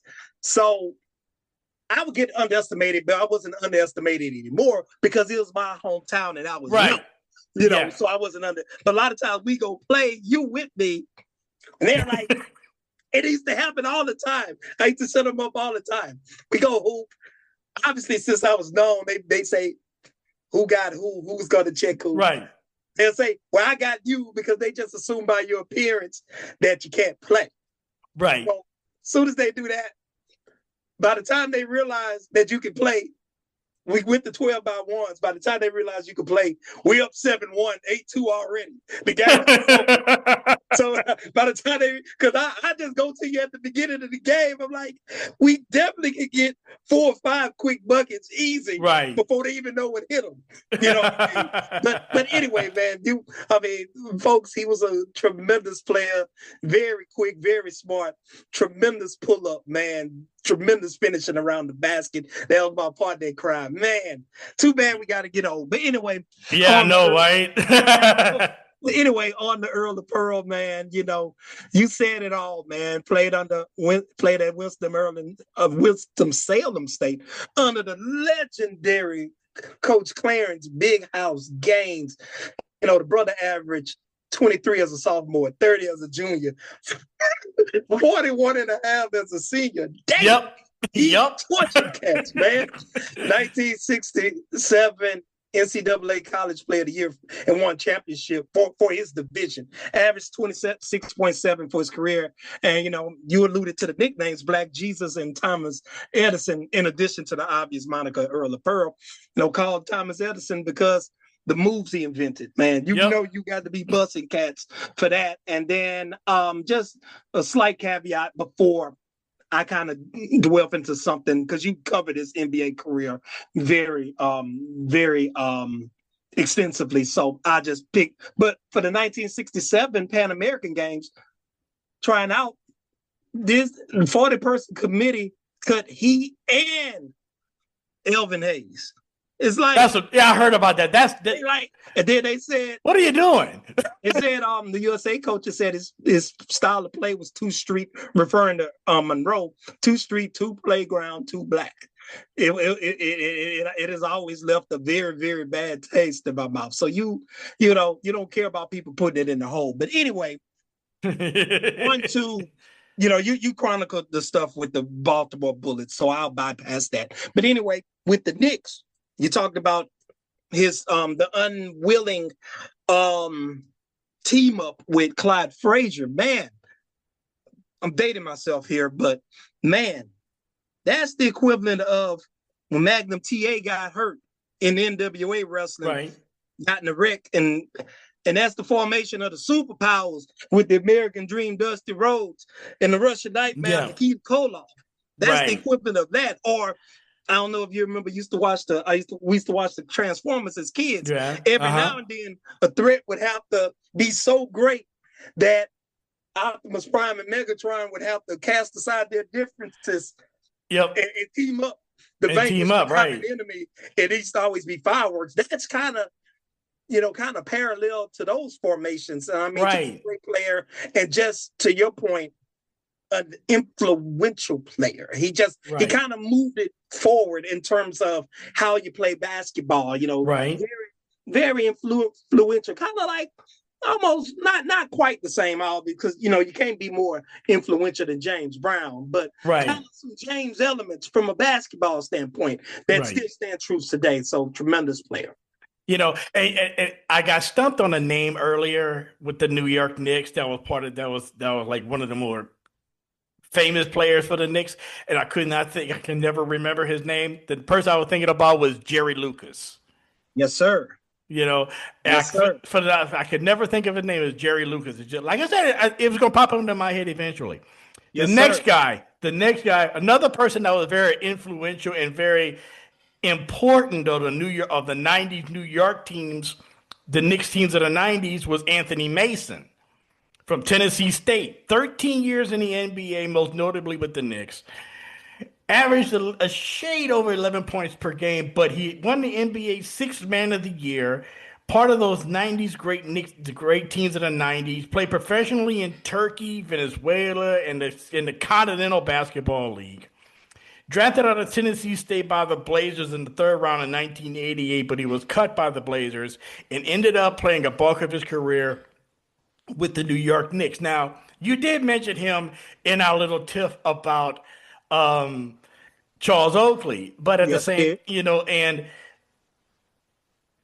I think that kind of speaks about the Knicks' reputation in the '90s, where they were a very tough, borderline dirty team, and a lot of that was from the formation with Charles Oakley, with Anthony Mason.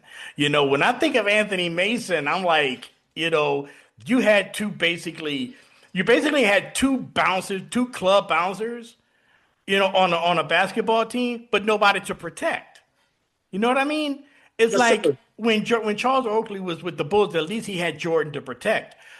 Like, for example, to go back a few years, when you had Maurice Lucas with the Blazers, his job was to protect Bill Walton and Lionel Hollins. It was to protect them. Anthony Mason and Charles Oakley, who you going to protect? Ewing? Ewing can handle himself, trust me. But who else are you going to protect? Greg Anthony? The guards. Chris Childs? Because at that particular time, for guards driving into the paint, it was kind of like a no layup rule. Yes. It was kind of like common that guards and swing players driving to the hoop would get knocked down. No layup rules. So you had to have those two guys to kind of similar in baseball. You throw at my guy, I throw at yours. Kind of similar to that. Okay. But yeah, Anthony Mason, I think about, with his team, his time with the Knicks, and stuff, and being an enforcer. Now, two more left on the list, if we go through these kind of quickly. Well, let me talk about Mason for a split second, if I may. Okay, go ahead. Because I don't want people to get the wrong idea. Anthony Mason was a very, very talented player. What I was saying in conjunction to them winning, the problem with him was they had him at the 3 spot where he's out of position. His lack of shooting was to a detriment because, to me, he was always Draymond Green before Draymond Green, to me, as far as his ability to rebound, defend, playmate for others. Because like a lot of times he was more trustworthy in terms of playmaking and ball handling, especially against that Bulls trap they used to employ on us than the guards were and all of that. So he was a very, very good player, but I think due to the makeup of the team, he would have been better suited as a power forward. But because of the makeup of the team, and we had Oakley, and we had Anthony Bonner, we had Charles Smith. We had a lot of guys. Y'all top heavy in the front court, top heavy in power forward. We had a lot of guys that were naturally fours trying to play 3, and then like a lot of times due to our guards' inability to get into our sets and run them effectively. A criticism of Ewing at the time was he was a jump shooter, but like a lot of times, hell, he had to shoot it from wherever he could get it from because getting in the post, it wasn't a guarantee that a clean entry pass would be made or anything like that because we were deficient in a lot of those areas. But very, very good player. Okay. Another big man that we're going to talk about, a guy by the name of Caldwell Jones. And I remember him with the Sixers in the late 70s. started in the ABA with the San Diego Conquistadors at 6'11". He was a 6'11" center. Played in the ABA All-Star Game in 1975. Two-time NBA All-Defensive Team in 1981 and 1982. Two-time ABA blocks leader. And he played most notably with the Sixers in the late 70s and early 80s. Drafted by the Sixers. But the Sixers had his rights during his time in the ABA. Now, talk about Caldwell Jones.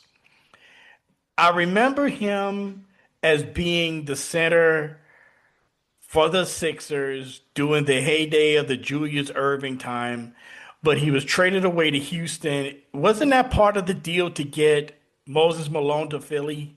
Yes, it was. And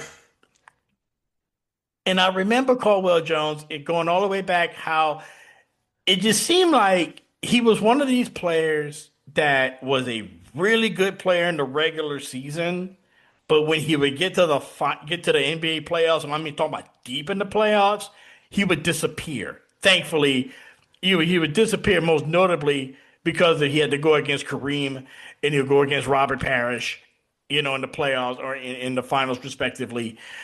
But he was a really good player, but kind of disappeared over time. In his defense, man, when he was with them Sixers, man, particularly the pre-Moses edition of the Sixers, I'm not going to, perhaps disappear is true, but also just as true, it's easy to shrink when you got, like, you had Julius Erving, Doug Collins. Okay, they were all-star level players, but team players. But then he was also, in addition to those opportunities that they got to get, you had two certified gunners. In addition to that, like George McGinnis never met a shot he didn't like. And this guy here, Lord be free, but later, World be free. You gotta have a huge ego to rename yourself World Be Free. Was a baller though. Yeah, he was. You're not getting too many opportunities if you're counting on those two guys to pass you the basketball, because it's not going to happen. But he was a very, very good. He was a very awesome. He was a very good player. I can remember there were times that the Sixers would need a basket or a key rebound or a key block shot. Caldwell Jones would always come through. Come through. Yes, went to Albany State, right up the street from where I live, right here in Georgia. Very, very good player. People still talk about him here, as being one of the great players in Georgia collegiate basketball. Back in the early 70s. People still talk about him here, and he was just one of those really, really great players that I think again has fallen through the cracks over time. He's gotten a bad rap, because he played a lot with those 76ers teams that would always fall short of winning a title when they had Dr. J, when they had Andrew Toney, when they had Maurice Cheeks. They were always, and Caldwell Jones was part of that. It didn't change until he was traded away to get Moses, and I think that's kind of, and then he still has some very productive years after that with the Rockets, most notably right after that for a couple of years. So, he gets unfairly, sometimes he gets like an unfair rap, with him kind of shrinking in big moments. But when you're going up against Kareem Abdul-Jabbar and you got players around you that are like certified really good players, certified offensive juggernaut type of players, your touches are going to be limited. Rick, and then in addition to that, man, you got to think about, these are great players. You have to think about the additions of them. For example, Bill Walton is prime, was a very, very good player, one of the greatest players of all time. Yeah. But the 1977 edition in particular was just, for one season, excluding Wilt, in our lifetime, for one season, 83 Moses, 95 Olajuwon. Yeah. That's the type of stuff, and to expect the man to stand up to, I'm talking about Big Red Bill Walton when he had the red hair smoking weed in the bill. He was a great player, but that particular year he was at the peak of his powers. And then you're talking about 1980, 1981, 82 mode. Kareem. It's just like, man, come on, man. You can't, it's like, I mean, what are you gonna do against that, man? Right. So it's like, come on, and they just and the center was a premier position then because everything went through the big man. And to your point, due to the lack of touches, due to the way in which the team was structured, he's kind of gotten lost in the shuffle. Right. And finally, to end our list, and this one here kind of hit home with me because I knew him. And we're talking about Bobby Fields from Southern University, drafted by the Milwaukee Bucks, 1996 All-Defensive Second Team. He played in the CBA for 2 seasons for the Sioux Falls Skyforce. He joined the Cavaliers in 92, played there until 1997, and was traded to the Hornets in 97. 3 years after being traded to the Hornets on January 12th, 2000, he was killed in a car accident. Hornets retired his number 13 jersey. I remember Bobby Fields as far as like a guy who had a career that was on the upswing being totally destroyed, because him and David Wesley were racing. They were racing their Porsches. They had left the practice facility that day, and he and David Wesley, they were drag racing their Porsches. And I mean, come on, man. We, people like you and I, come on, man. We would be tempted to do that now. Let alone right. When we were like 23, 24 years old. I'm not saying it's right, but people talk about whether they're idiot, you and I are the exact same 2 people that admitted on the opening episode, they would shoot at the basketball court. Then we would go right back to the same court and play the very next day. I'm just saying ignorance is bliss a lot of times. And unfortunately, especially when you're in your 20s, Yes. And unfortunately, sometimes when you have a lot of money, Yes. Unfortunately, but Bobby Fields was like this up and coming star.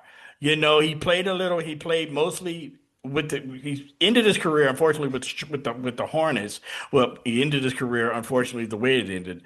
But he was a guy that a couple of seasons you could see him being an all-star. A couple of seasons, you could see him being like, not necessarily like a generational type, but a really, really solid player in the league. Absolutely. Yes. You could really see him being like one of those guys that a team would pick up like late in the season, and he would be the difference of them winning a championship. He would be that missing piece, and you could see that with him.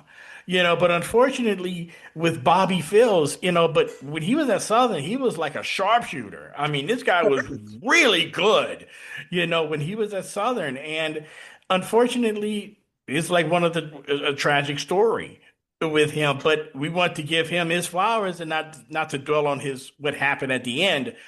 But his playing career and his style was just so fun to watch.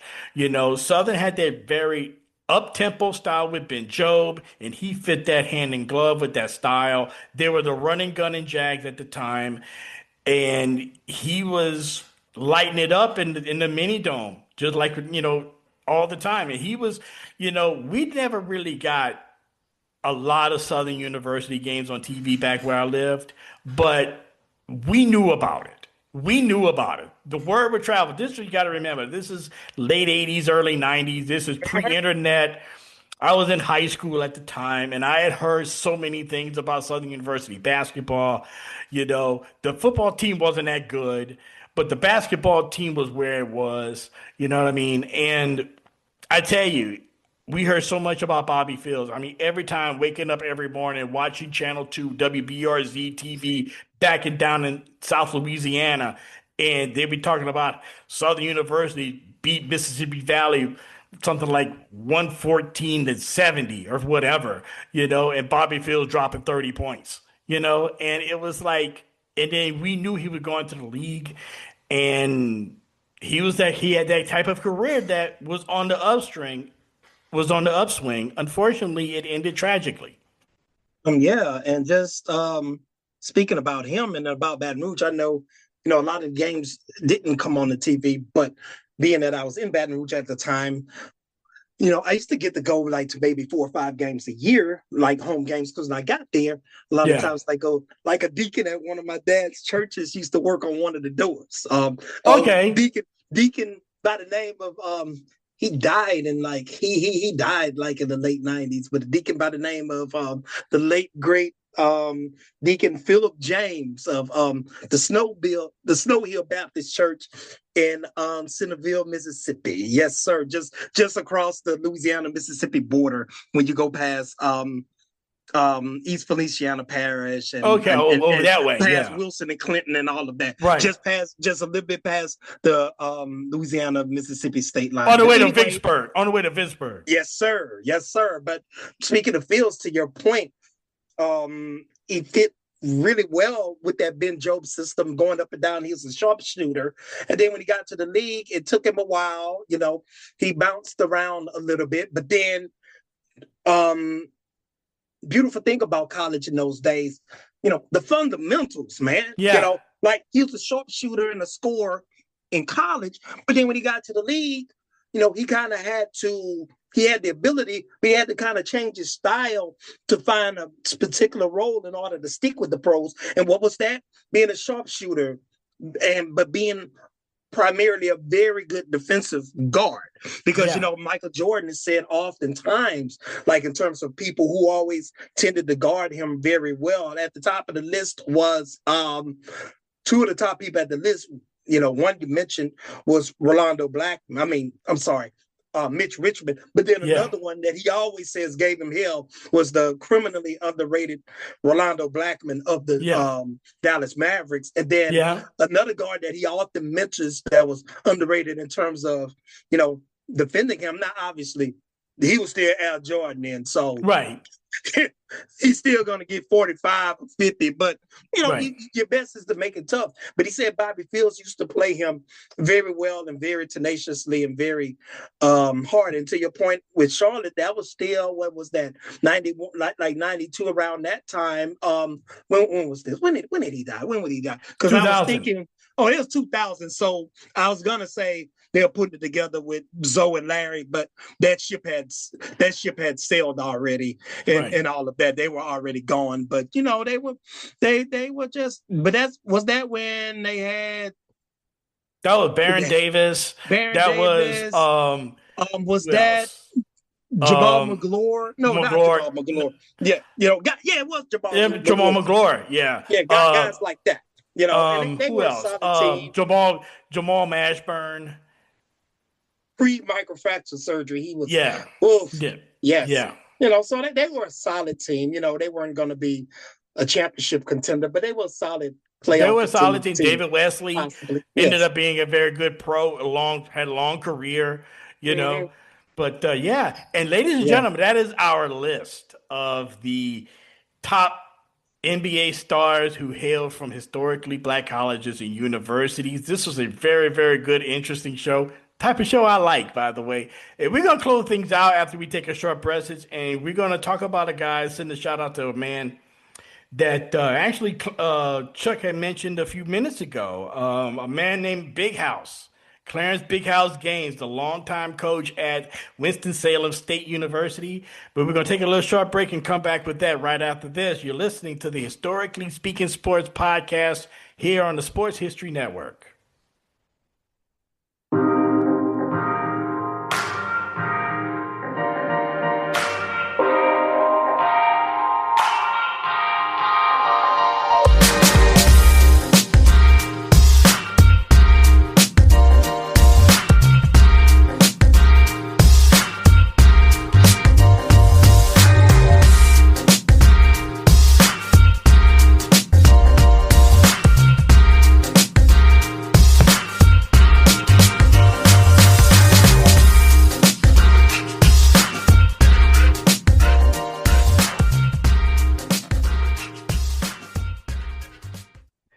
And we're back, and you're listening to the Historically Speaking Sports podcast here on the Sports History Network, and we're going to in the show, as what we always do, is to send a shout out to somebody who is an integral part of the topic at hand, who, we talked about, and, the topic that we had, it was kind of a small part of it, but also a very integral part of it as well. And we're going to be talking about a man by the name of Clarence Big House Gaines. And if he was a basketball coach at Winston-Salem State, and he is, in my opinion, he is to college basketball what Eddie Robinson is to college football, in that he coached one school for 47 years. He is college basketball's version of Eddie Robinson, all at one school. He coached at Winston-Salem State University in North Carolina for 47 years, which is the equivalent of Eddie Robinson, who coached at Grambling for over 50 years. He is one of the few black men inducted into the Basketball Hall of Fame as a coach, not a player, not as a contributor, but as a coach, one of the few. He started off actually as a football player. That's where he actually got his nickname from, is being 6'3", 265 pounds in the 1940s. So they called him Big House. And he played obviously on the offensive line at Morgan State University in Baltimore. He also played basketball at Morgan State, and he graduated in 1945. He essentially wanted to go into dentistry, but as it turned out, one of the guys that recruited him to coach at Winston-Salem State said it wanted to basically try to recruit him as a football coach. Hey, we're looking for a basketball coach at Winston-Salem. Why don't you go out there and try that? We heard you played basketball. You can coach basketball too. So as it turned out, that's where he went. He became head coach and athletic director in 1946 at Winston-Salem. And from 1946 until his retirement in 1993, he compiled a record of 828 and 447 and a record 8 CIAA championships, which is the Central Intercollegiate Athletic Association. Some of the notable players that he coached was guys by the name of Earl Monroe, who we talked about. Also, Cleo Hill, the first African-American, one of the first African-Americans drafted into the NBA by an HBCU by the St. Louis Hawks in the early 1960s, and also a person that pretty much if you watch any type of sports media on television. We're talking about Stephen A. Smith. He actually coached. So consider that. Anyway, Clarence Big House Gaines, one of the most notable, one of the greatest coaches in the history of college basketball, and we wanted to send a shout out to him on this particular episode. Well served, sir. And he was a tremendous coach. And most importantly, he was spent a very long time, developing and polishing a lot of great young men in the African American community. Exactly. Clarence Big House Gaines, there was this documentary on ESPN they did a number of years ago called Black Magic. And they basically talked about HBCU basketball throughout the decades, and he was pretty much profiled a lot doing that two-part series, and they talked about the championship that he won at Winston-Salem State when he had Earl Monroe, and they beat Southwest Missouri State in 1967 when Earl Monroe dropped 45 in the final. So Clarence Big House Gaines, he had a lot, so many wins, so many people that he not only coached but helped out over the years. And we figured that since it's Black History Month and we're doing a Black History episode and some of the greatest HBCU players to have ever played in the NBA or pro basketball, he had to be at least mentioned and send a shout out to this great man. I agree. Absolutely. Take a bow. That's Darren, Coach Gaines. And with that, ladies and gentlemen, that will conclude this episode of the Historically Speaking Sports Podcast. And we'll be right back to wrap things up right after this short break.